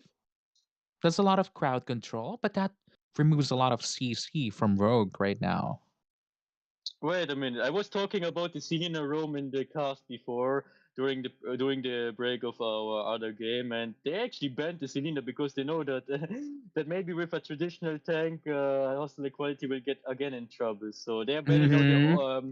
they're banning now the exotic picks that hostile equality could pick as Rome. Interesting way of dealing with it. Yeah, because Selena can just target their backline with an Eve. Simple, easy Hmm. peasy. Abyssal Arrow stopping the ultimate. But now, I mean, the bans from Hostile Equality, probably jungle bans. The Bakiro was a problem, so it's going to be banned here, 100%. Next ban from Hmm. Hostile Equality can probably be another tank, which is like the Pal one, I guess. Maybe they will ban the Diggy. Yeah. Actually, no. No, they're not going to be banning out the Diggy. There's already an even Katira there. Impossible. I mean, Hostile Equality can actually pick the Diggy if you think about it. Maybe that's the whole point. Oh, nah, I don't like Katigi here. Kadita's burst damage is insane.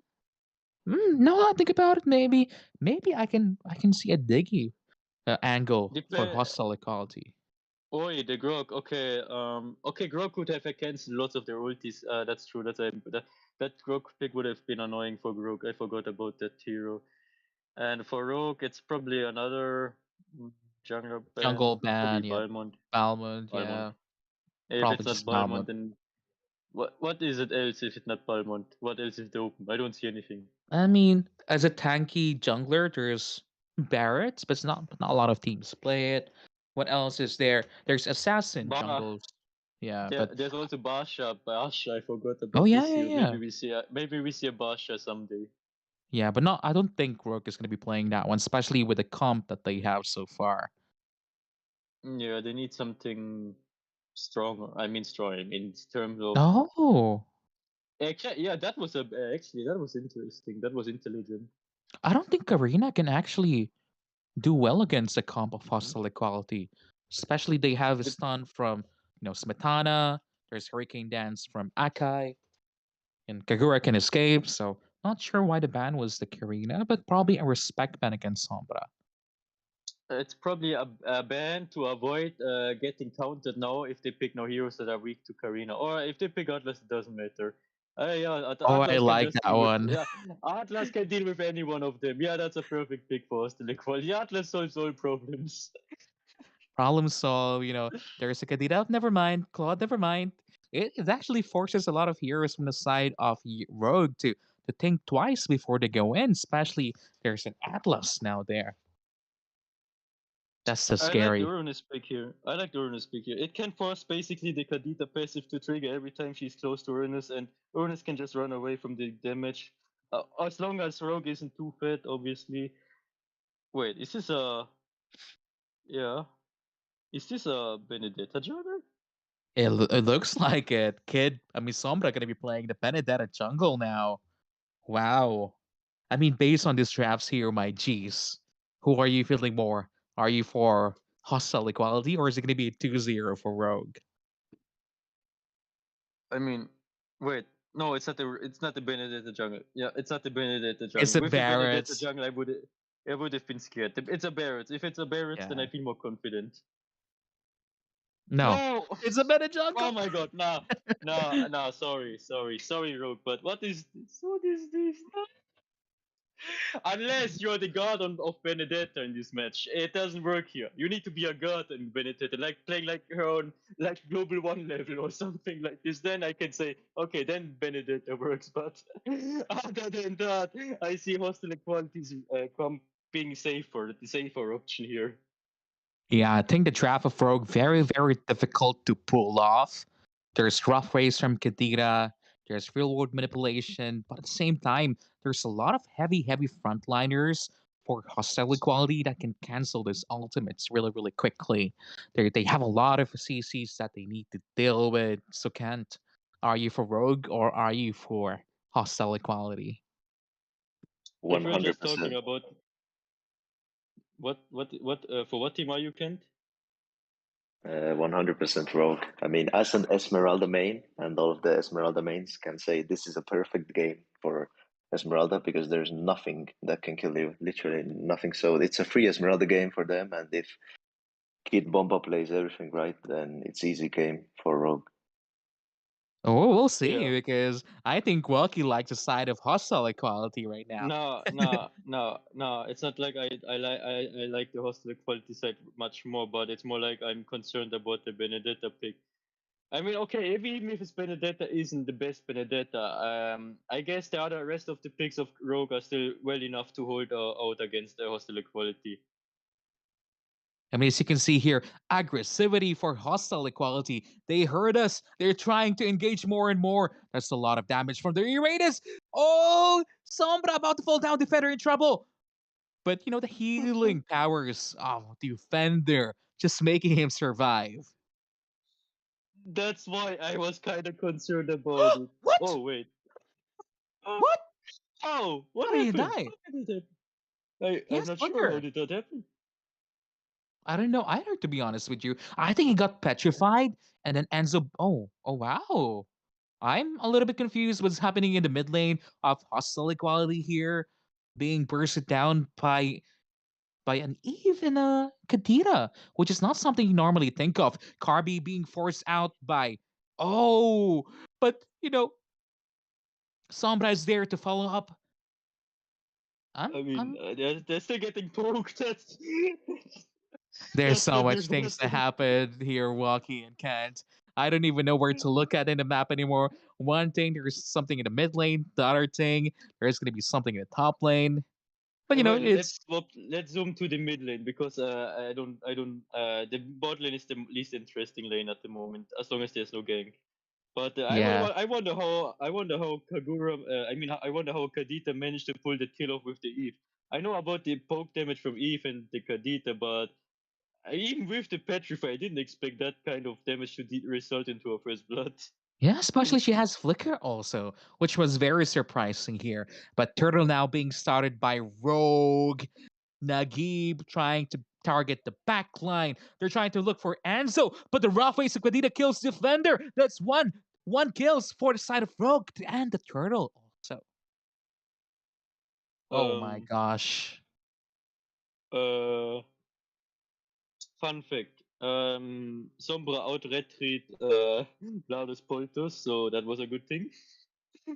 I think And it's the looking rest like was it's doomed yeah. already here, Walkie. I mean, when I got in this game, I was a believer of hostile equality, to be honest with you. I believe in the power of Smetana, but for some reason, I feel like the mid lane of hostile equality is already collapsing here.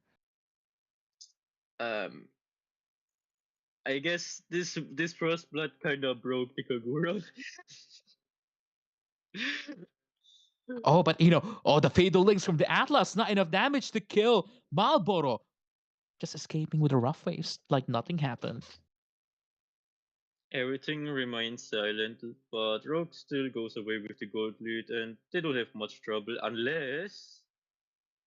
Yeah, I mean, they still have a more easier draft to pull off with hostile equality. The pressure is actually on Rogue to pull off the combo wombos from their side. Carvey just clearing out the lane. Sombra trying to deal as much damage as they can against Nakib, but the presence of the Akai just going to be deter any engages from the side of Rogue. That's true, I agree with you on that. However, I believe this is a game where Smetana could maybe make a miracle if he's getting enough help from his team provided. Yeah, I mean, it's not hard for Smith. Oh, I mean, oh, Look, that was look, look, insane. The Hurricane look. Dance from the Akai saved Oh, Smetana. That's what I mentioned with that could be a game for Smetana to carry, but if if it doesn't work out well for his team. I mean, there we go. That's the fatal links of the Atlas. Carvey almost dying. Yeah, like with this one, really, it's just the concept of engages is just so much easier for hostile equality to deal with it. Not got out. That was a very early red three Vlados. That was Vlados, I think he's getting feeling the pressure now because he got already yeah. outrated twice in a row by Sombra, so he's feeling the pressure slowly. I That's where mistakes can happen. I think so too. I mean, normally that was actually a very. It didn't even look like it was a battle of red three. It was more like a oops, I misclick. But just like what you say, it's a high pressure game, so I can understand where he's coming from. Their reputation is on the line, and the the feeling of being the best of the best in the European region is in the line here also. So I can see why the nerves is being felt here a bit.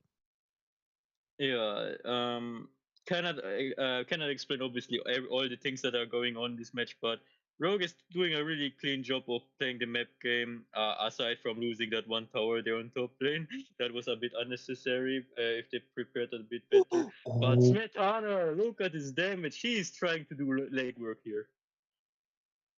but it's just so difficult. I mean, if they don't manage to kill, Smetana is in trouble. Yikes. But Yeah. now in the top lane, they're trying to target Carvey. Oh, that interaction with Malbora just stopping the rough ways off Kadira. That's the second time now. I mean, Vlados Platas might be struggling with the retribution, but the Hurricane dances are in point. GG, man. I agree with you on that. The abilities of kind are really bonkers. So if they fix also the red tree problem, then Hostile Quality has a decent shot at this game. But they have to get some gold first. First of all, they're already 2K behind, so somewhere the gold needs to come from. Yeah, but that gold, it doesn't look as bad. Especially they do have the engage tools from Nagib. I mean, just look at that. That's a lot of combo wombo. Hurricane dance, fatal links, being taken, Sombra trying to do as much damage as he can, but everyone's still alive from the hostile equality side. Carvey now with the Blazing Duo trying to do a miracle play, but not enough damage for the side of the Claude. Whoa! Whoa, Smetana! Smetana! That's the Smetana show this game, definitely. That's the Smetana show on his Brody. I mean, the game is on his hands now. That I mean, just like what I told you here, Walkie, the rogue side of the draft, it's up to them to pull off this combo wumbo because it's not easy. As you can like Nagib just flicker fatal links there and suddenly they're in trouble already. Yeah, as I mentioned already in draft, the comp of hostile equality is easier to execute, and Rogue needs to play this really well if they want to win this with that comp. They have their win conditions, that's for sure, but They need to play. They need to pull it off in the first place. Even if they've got the Esmeralda pick, which is really nice for them to have, they need to pull out the rest of their picks as well. I think so too. But at the same time, Nagib being chunked out by Sombra, Ultimate being used by now her. But no, just probably gonna be running out. They're just saying hi one another. They're gonna be like, "Oh, that's a preemptive attack." We're just gonna be boom, boom, pow. Oh, that note is in trouble, my G. He had to use his jump out, but everything is still in. Everything is still going according to plan, I guess, Look for at Rogue. Kirita. She's just waiting for Smetana. Nah, well, Boro just trying to do a sneaky backline. Nagib trying to engage. They got Eve on the backline. That's an insane combo wombo from Hustle Quality. But Carvey has damage. The European Savage is here to party. That's 2 kills. They're looking for more. But Smetana. No! Oh my god, that is amazing. Smetana almost got the kill on Sombra. As you can see, Smetana has been unlucky in this game for already like the second or third occasion now, where he could have gotten the kill, but the enemies always survive with this little of HP. So he was kind of unlucky in this game. If he had the luck on his side, then he would have gotten already 3 more kills, and the goal would be almost even. I think I'm slowly becoming scared now for hostile equality because Claude is looking like his online already. The blazing duet is starting to hurt Walkie and Kent.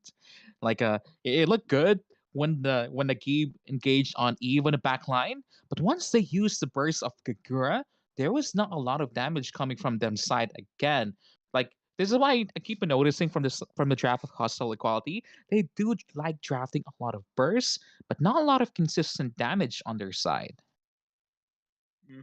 That's true. The problem with hostile equality is that they are drafting not. I mean, I don't say they're not drafting risky enough. They're already trying to adjust their drafts, but like the Kagura pick, it's a bit of a shy pick. Like you said, they could have picked the Farce, and would have had more impact in team fights, and maybe did some important I mean, moments. Like, you're being but savage, with Carvey! Shut down! oh, that was too bit optimistic from him, but they got the Yeah. second mid tier turret, so it was worth it at the end, and they get the Lord.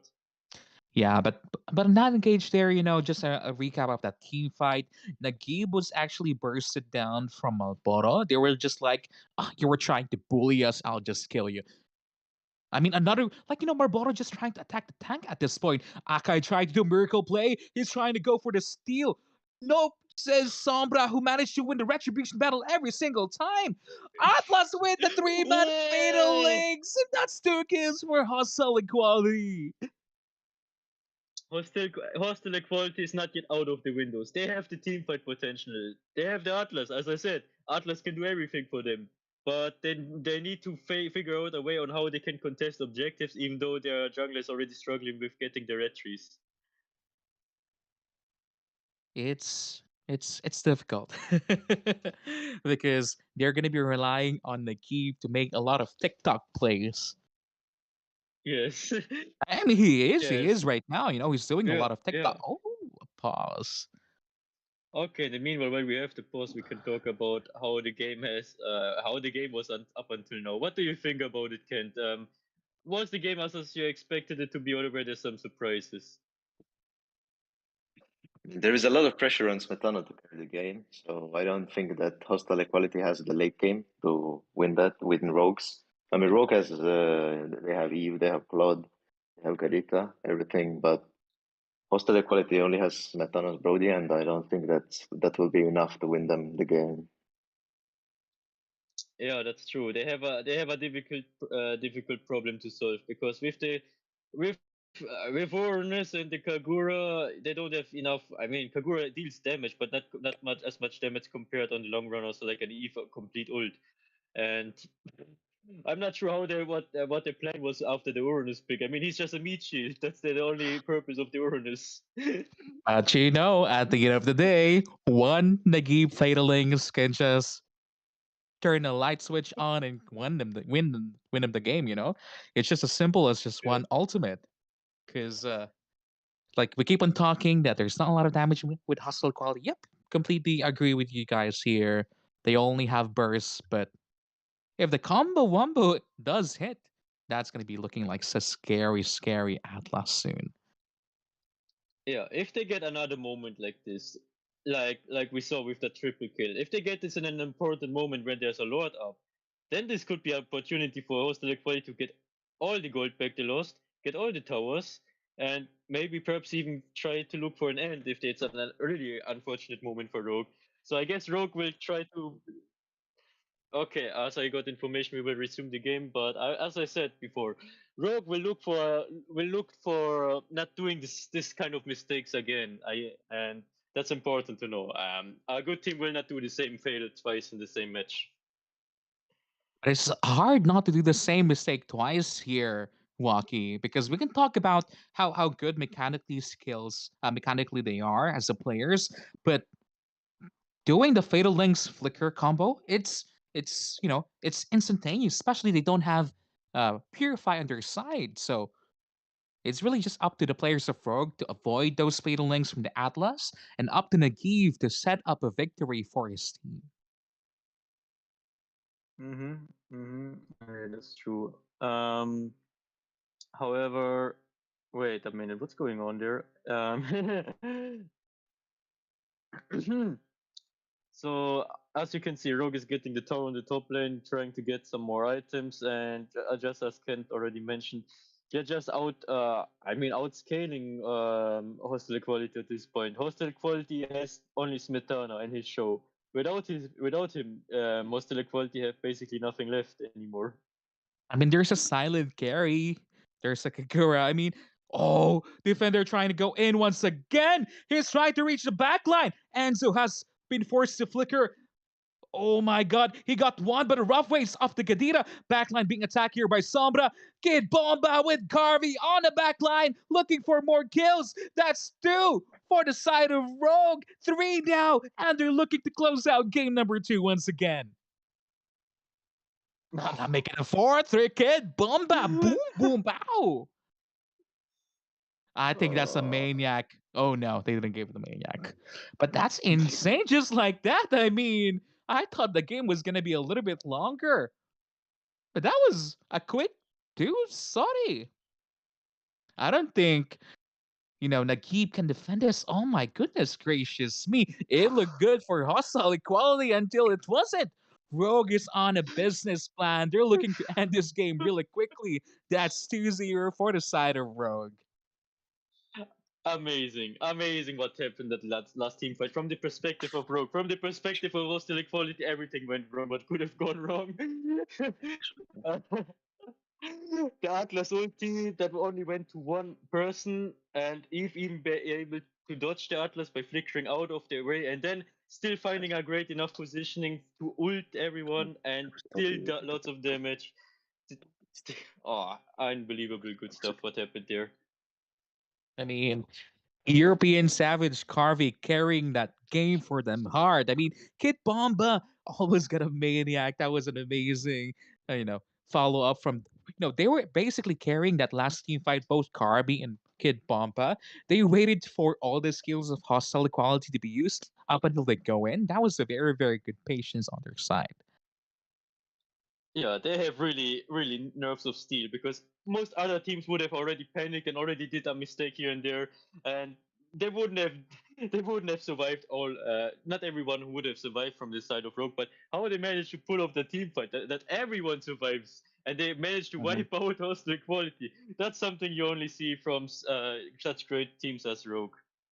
Yeah, I think so too. It was difficult for hostile equality to to close that game, but that's one thing that we were talking about. The moment that they use all their skills, Kagura, Yin Yang Overturn, Smetana, and the Atlas, if they don't kill, you know, they just get demolished, just like what we saw just now. Yeah, even though Rogue's combo was really difficult to pull off, they they just showed their superiority basically on the map against hostile equality. And with that being said, I'm not sure anymore what I can give as an advice for hostile equality at this point.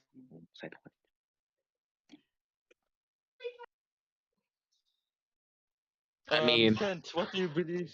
Uh, okay. Let's.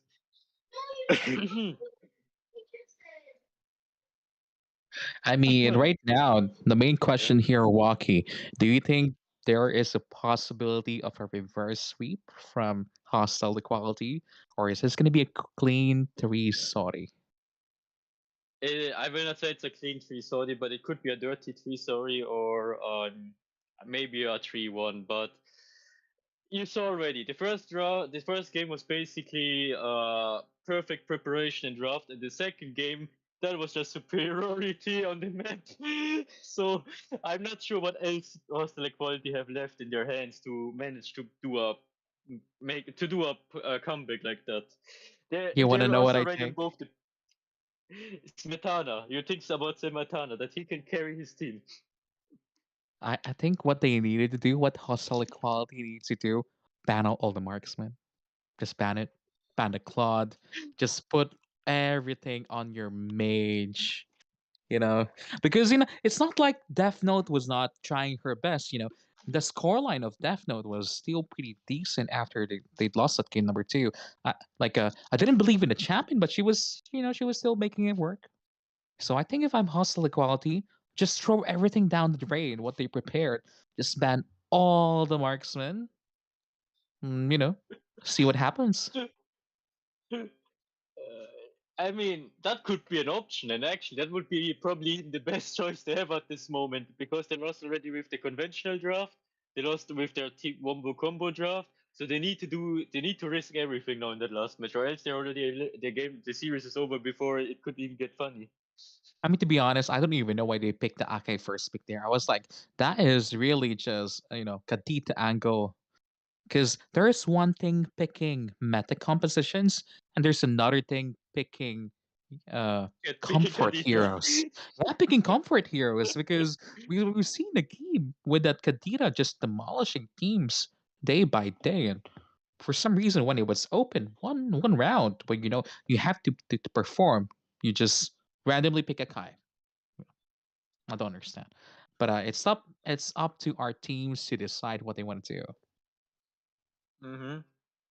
I guess the idea of Rogue to ban the Irithel was actually better idea than thought. Thinking more about it because they basically forced this Metana now on a Brody who was basically also the only carry on his team with the damage output, and he had to do all the legwork in the early mid game and even I mean if you can consider that a late game. I don't know, but he was forced to pick a hero that can do lots of things already early on. And with Iritel, the thing is, if you survive the early as Iritel, then you can do lots of miracles happen in the late game. And I guess Rogue wanted to deny that option simply by just stating basically this game will be over before even late game arrives. Of course, of course. I think on the side here of hostile equality, they really just tried two drafts already. It didn't work out for them. Just change it all. They're targeting your Smirtana already. Target Carvey for freak's sake. You've lost the Claude twice in a row already. It's so difficult I to mean, catch a Claude, especially with the movement speed boost. Give him Bruno. Just make him struggle. Make the European Savage struggle. yeah, just throw out your preparation book or your preparation draft you had and just play the way you want because There that's you the go. way you can Finally, argue. hostile equality is Yeah, listening. Told you. Just ban out all the marksmen. Just ban everything. Open all the mages. Open Theramis. Open Valentina. Whatever. Just open those heroes. Just ban all the marksmen. yeah, true. As already someone mentioned in the live stream chat, every game, kid and somewhere were reading a hostile quality drafts like their books and drafted according to it. So they did lots of preparation. No, they banned another marksman, and hostile quality sadly have to ban the Fanny away because you don't want to deal with that Fanny kind of Fanny.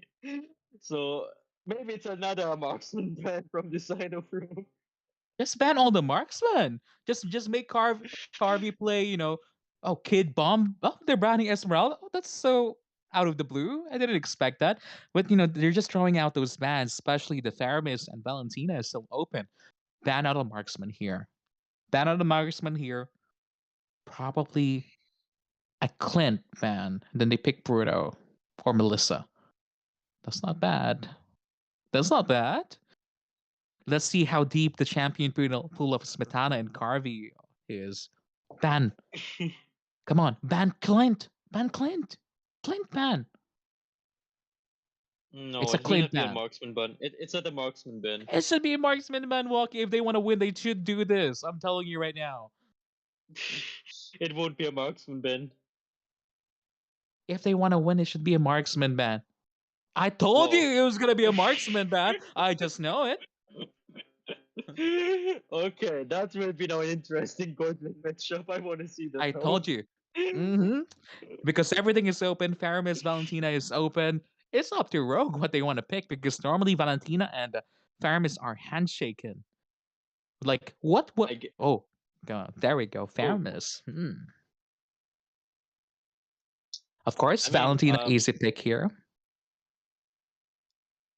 thing about Faramis and Valentina is I played this matchup from the side of Valentina, and for some reasons I still lost that, even though you can basically copy Faramis' ulti, but the issue is Faramis can cast his ulti first, and Valentina needs the same second Faramis is using for his ulti to cast, and if the Faramis is doing the first move, then the Faramis has basically the 1 second advantage over the Valentina. Yeah, it really depends on who uses the ultimate first, just like what you Yeah. said. But now, Kadita being picked by Rogue, I'm worried now because the marksman's pool is quite low. If they don't lock in the Clint or Melissa here, it's gonna be banned next rotation. I'm pretty sure. Okay, at least How Rogue is deep is going. They really go again for the Benedetta. Oh, okay, okay, there okay. should be an Atlas. I'm calling in Atlas. Just pick Atlas. Shut down Enzo and Malporo. Simple. It worked out last game. It gave you a lot of opportunities. Just pick it out now. It's gonna be bad next game if you don't pick it out. So please, please, please pick Atlas if you want to win. Are you sure they're gonna pick Atlas? Maybe they can as well just go there. I don't know. No, they're Maybe gonna go for they're. a marksman. I'm pretty sure they're gonna go for a marksman for Smetana because you're gonna be scared that he's gonna be bad out of Yeah, his champion pool. yeah, But yeah. but just I please guess it's pick a marksman. Atlas. Atlas, come on, Yeah, he's it's a gonna make you. marksman. No, Wait, why this marksman though? Why this one? That's there's not a the marksman. Melissa.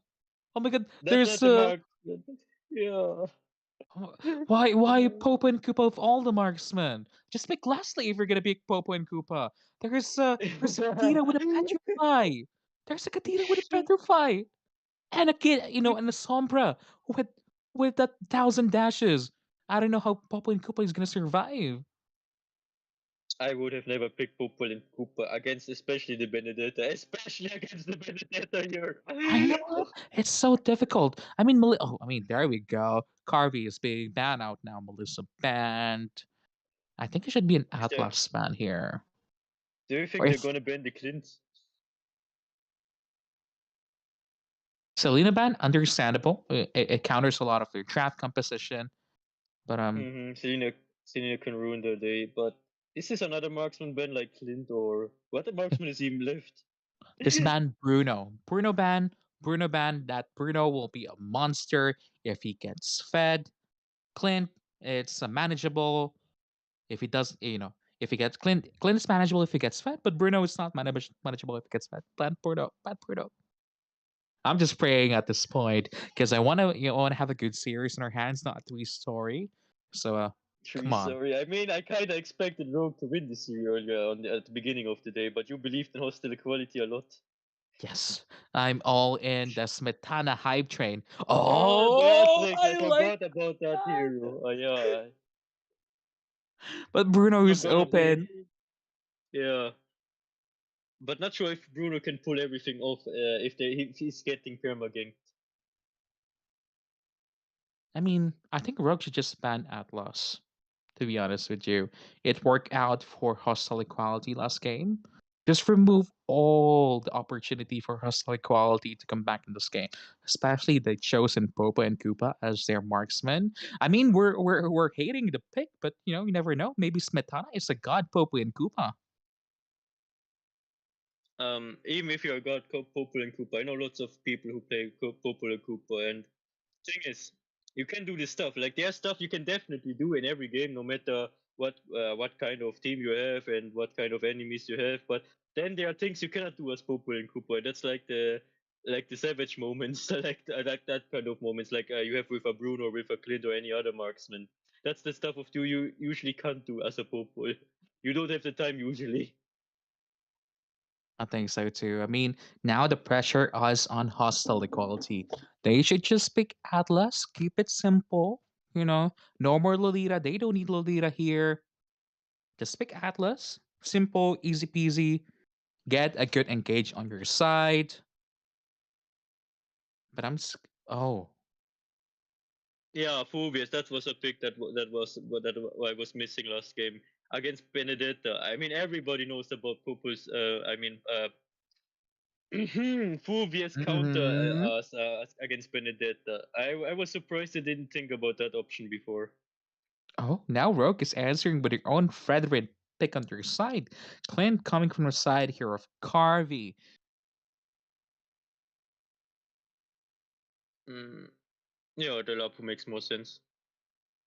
I'm gonna be calling it. If hostile equality don't pick Atlas here, they should just go for Estes. Or just go Ube Strat. Come on. Channel your inner blacklist, hostile equality. You drafted, you've drafted all these champions already. No, I'm not don't a pick fan of Ranger. Granger. I'm not a fan Yes, of of Granger, course. honestly. Yeah, Clint is much better. I'm not a fan of Granger Gold Lane. Every time I see that on my team, I want to cry. But like looking at the draft right now, it's so hard to play the composition of Rogue, to be honest with you. There's a lot of skills that they need to hit back to back. But the composition of hostile equality also with the main damage dealer being a Popo. I'm so scared on how he's gonna be surviving. Honestly, as you said before, Rogue's composition is hard, but Rogue is a team that can pull off that compositions. That are the teams compositions you cannot even pick in rank usually because that's too risky and you are bound to make lots of mistakes and then you Mm-hmm. lose even harder. But if Rogue is picking that composition and they don't do the same mistakes like other teams are doing, and they play that perfectly clean, then this composition works perfectly for them. That's what I'm saying. I didn't understand why they picked Lilia here, Wolkey. Because what is Lilia gonna be doing? He's gonna be annoying, he's gonna be doing the glooms. If they pick a CC, they force out the side of Rogue to put Purify. I'm so confused. Like, I mean, as why is you said in draft, yeah, you said in draft, meta or a comfort pick, and Lilia's one of Death Note's most favorite heroes and mages. I don't know, man. I'm a Rogue believer after this draft. What about you, Ken? What do you think about this draft? I also believe Rogue is gonna gonna walk away with the W because I don't. Hostel quality drafts are basically more of the same usually. They're basically shy drafting. I could basically tell that it's shy drafting with the Popul pick being a shy pick. I mean, you can do stuff with Popul, but you cannot do really amazing stuff. I mean, like those really OP stuff. And then you have the Lilia pick on mid lane. That's a comfort pick, and not the pick you really need. So it's more shy draft. I They do stick not more need with that the Lilia at things. all. Yeah, I mean they put the Lydia on there because they want to, I guess, stick with the guns they know. I think so too. But now there's a battle for the little one. They were, oh, it's gonna be getting it. Oh, That's gonna, oh, it goes for Rogue. First blood for the side of Rogue. That's a one for one exchange. I think Rogue should run out here. The terrify of Nagib is gonna be a little bit scary. But oh, Kid Bomba with the okay. damage. Boom, boom, pow. I just like saying that. I'm sorry. Whoa, that is chaos everywhere, and kid wants blood. Oh, that's 4 kills. That's ouch. I mean, there's gonna be 2 kills from the Akai. I don't think Kid Bomba is. Oh, he's No, gonna it's only one. survive. I'm honestly so impressed by Kid's mechanics in the team fight because he did not a single mistake anything. That's why he got 2 kills, 2 assists, and survived. And he got the goal minion wave. Look, he was doing lots of work in the team fight. Props to the rest of Rogue, obviously for the poking. Obviously, like Marlboro, he poked the people, he stunned the people, he petrified the people before early on. He was also doing amazing stuff.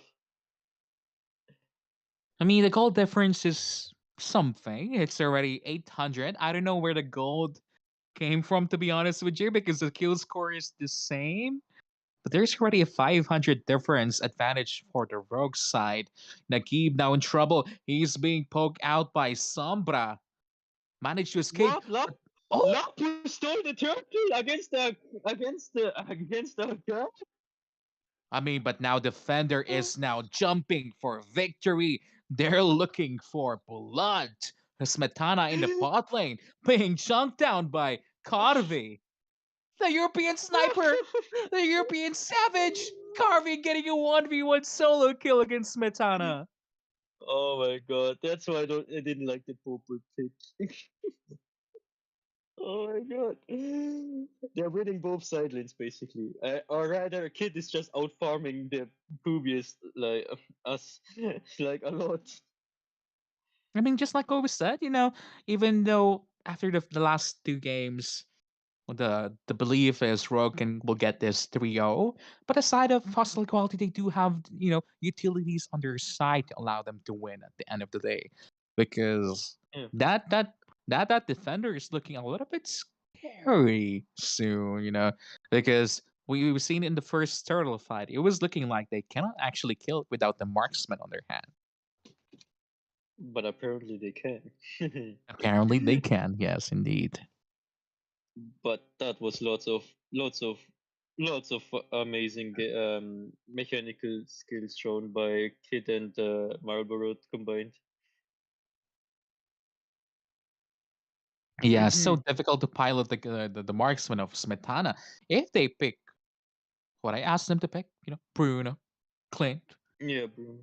would have been an easier time, but I mean, Smith, oh, defender trying to get this one in the bag. Ken Bomba What? forced the flicker, but Marlboro with the rough ways, just too much damage. Defno can't do anything with the Lilia. She's too slow. Kid survives the gang. Kid survived, and they got the kill on the bot lane because they had the number advantage, and they're trying to get the turtle as well. It's unbelievable what's going on this game, and the ult being now triggered from both teams. Oh, but Oh the my god! turtle now goes from the side of Oh, Lados photos. I feel like that's the first, maybe the second time they secure a turtle. That's another kill. They're looking for more. Somebody's now in trouble, but manages to escape on the turtle pit. Nope, says Smetana. That's 2-for-1. Two for nothing exchange in favor of hostile quality. But nope. They're looking for more. Defender trying to get Carvey in the backline, jumping for victory. Kid Bomba falling down for Techno whoa! side. Hostile Equality didn't give up on the series. They want to have a fourth or even perhaps fifth game. Yeah, and this is where the actual composition goes, the matters now, because the composition of hostile quality, just like what was said a while ago, it's really just easier to pilot apart from the the hero of Smetana, Like they just click Mhm. Theramis ult with Valentina, and they do have another Terrify skill. They have Akai ult. It's just easier combo wombos to pull off. Yeah, where in the meantime, Rogue has to play really clean their combos and their team fights if they want to get the win. So now they got punished a bit because they realized if they do mistakes themselves, then Hostile Equality's team comp just punishes them. So they have to take extra measures now. But now I feel like for the first time in this series so far, Hellcell Equality is now ahead of this game. I feel weird saying that, but it has been a one-sided series for the last few games in favor of Rogue. Let's see if Hostile Equality can keep up this pressure, and maybe we're gonna be seeing a reverse sweep happen tonight. Mhm. Oh, that looks I scary. agree. Public casters are just still chilling now on the desk. We haven't heard from Kent in a while. Kent, I hope you're right there.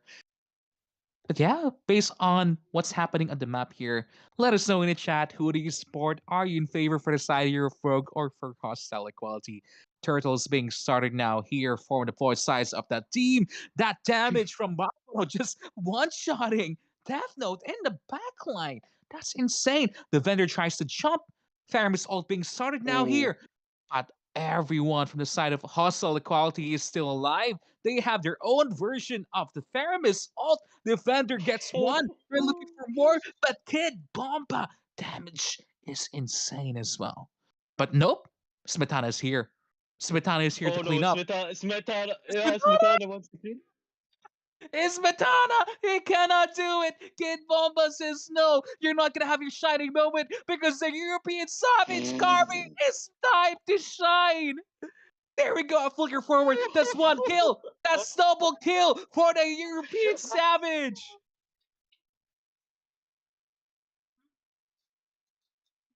Wow. I thought Smetana, that was Smetana's time to shine. Like, I had a feeling that it was his moment, it was his moment to show the rest of the European community that he's also one of the best marksmen on the region right now. But Carvey just says, Mhm. nope, that's me, man. You might nerf my Beatrix, but I can play Clint also. That's true. That's a fierce marksman 101 fight, basically comparing those two marksmen. They're both amazing players, and Oh, oh, I mean, that was a quick kill. Enzo falling down. That might be a very, very tricky scenario now for Rogue because that's the Faramis old gun. The side of hostile equality have their own version still one more time. I think Rogue should just back away. They're not going to be winning this team fight without Enzo, but Enzo is back alive. He's back here. I forgot the passive of Faramis is now alive, but the jump off defender is just insane. Malboro tries saying hi, but not enough damage on the Rogue side. okay. This during all the shenanigans, Rogue managed to get back their gold lead due to amazing, intelligent lane management and the way they set up for minion waves or set up for farming in general has been amazing. As you can see, they got the gold lead back without doing a lot, even though they are dying here and there. They're still in the gold lead. I think so too. I mean, it's so difficult for their side to actually kill now, especially a lot of the heroes from Hostile Equality are building tanky. Probably apart from Smetana and Death Note. I'm not. Oh my god, Death Note is in trouble. Sombra's trying to go in, but he might be punished here by the Terrify of Nagib. That's a punish. Sombra is gonna fall down. This might be the turnaround that Hostile Equality is looking for. That's what they needed. They need another one, and then they can do a lot I probably. mean, the offender Oh, is just insane. Now, I mean, we keep on talking about it. The comp of Rogue is so difficult to pull off. Now, the offender is marching, jumping his way to victory, trying to say hard to Carvey, but he gets punished by Malboro. Kid Bomba trying to target Death Note in the backline. Not enough damage. What's Metanas? Popu and Koopa. I mean, where's that? whoa. It took a while, but they Yeah, managed to get that win in the end. That's a 2-for-1 in favor of hostile equality. that's true. That was a crazy team fight. That they extended so long that even people came back and respawned in the map. Yeah, I think that. Anyways, Go on. yeah. It has been a crazy game so far, with both teams finally trading blows with each other. The previous two games were at one point really one-sided, but now in this match, both teams still have the chance to win and pull this off. What do you think? I think so too. I mean, it's very difficult now for both teams because the pressure is there. Rogue can feel it. The victory is almost in their hands, but hostile equality, I don't think they're ready to give up yet. Contest this Lord is going down so fast. Oh, Vladis Potato, he's not able to steal the Lord one more time. Sombra's retribution is always just on point, but the battle is so messy. Enzo is almost about to fall down. Defender with the jumps. This might be the turnaround once again. That's two for nothing. Sombra gonna be falling down soon, but not enough damage. It's a miracle that only two people of Rogue died, and one of them was the Faramis who had already lots of stacks. So that was a miracle. I have to give it that to Rogue, because with only two deaths, one of being the Faramis, this draw was a win. I don't know what's happening with Vlados. Almost all retribution were missed by him. I mean, he has maybe a bad day, or maybe he feels the pressure a lot because they're already 0-2 down, and the previous game he got really hard out retreat. You know what And that's saying? Like, when your team needs you the most, and you haven't showed up. yeah, I know that feeling. I know that feeling too well, but it's really I don't want to be in the shoes of Vlados at the moment because I can imagine the pressure he's feeling. Of course, of course. Yeah, so difficult. I mean, they're defending the Lord. They're struggling now here. I mean, I don't know. The defender is trying to jump as much as he can. He's doing a lot of damage, but the side halves, selling quality, they're on the opposite side of the map. Mud Bottle with the rough ways. I'm not so sure why not everyone is not committed to that team fight. They had to send somebody to defend the Lord, so they couldn't send everyone there. But I don't know why they start a team fight when they still have to defend the Lord. Look, they lost two inhibitors Oh my already, god, that game is and about to fall they're down. losing more. Wait, Oh my god, it's so close, man. I can't. I can't. Is this gonna be the 3-0 that we're looking for? Oh, come I mean, on. Smetana, I I see believe the in you. third. Smetana! Is Smetana carry your team to victory already? But they're trying to say enough is enough. It's time to shine. They're trying their best hostile equality to turn this around, but not yet, says Rogue. Okay, Hostel Equality has one last chance, and that's at the next Lord. If they don't contest the Lord, the game is over anyway, so they have to contest it, and Rogue is probably aware of that. Of course, yeah. I mean,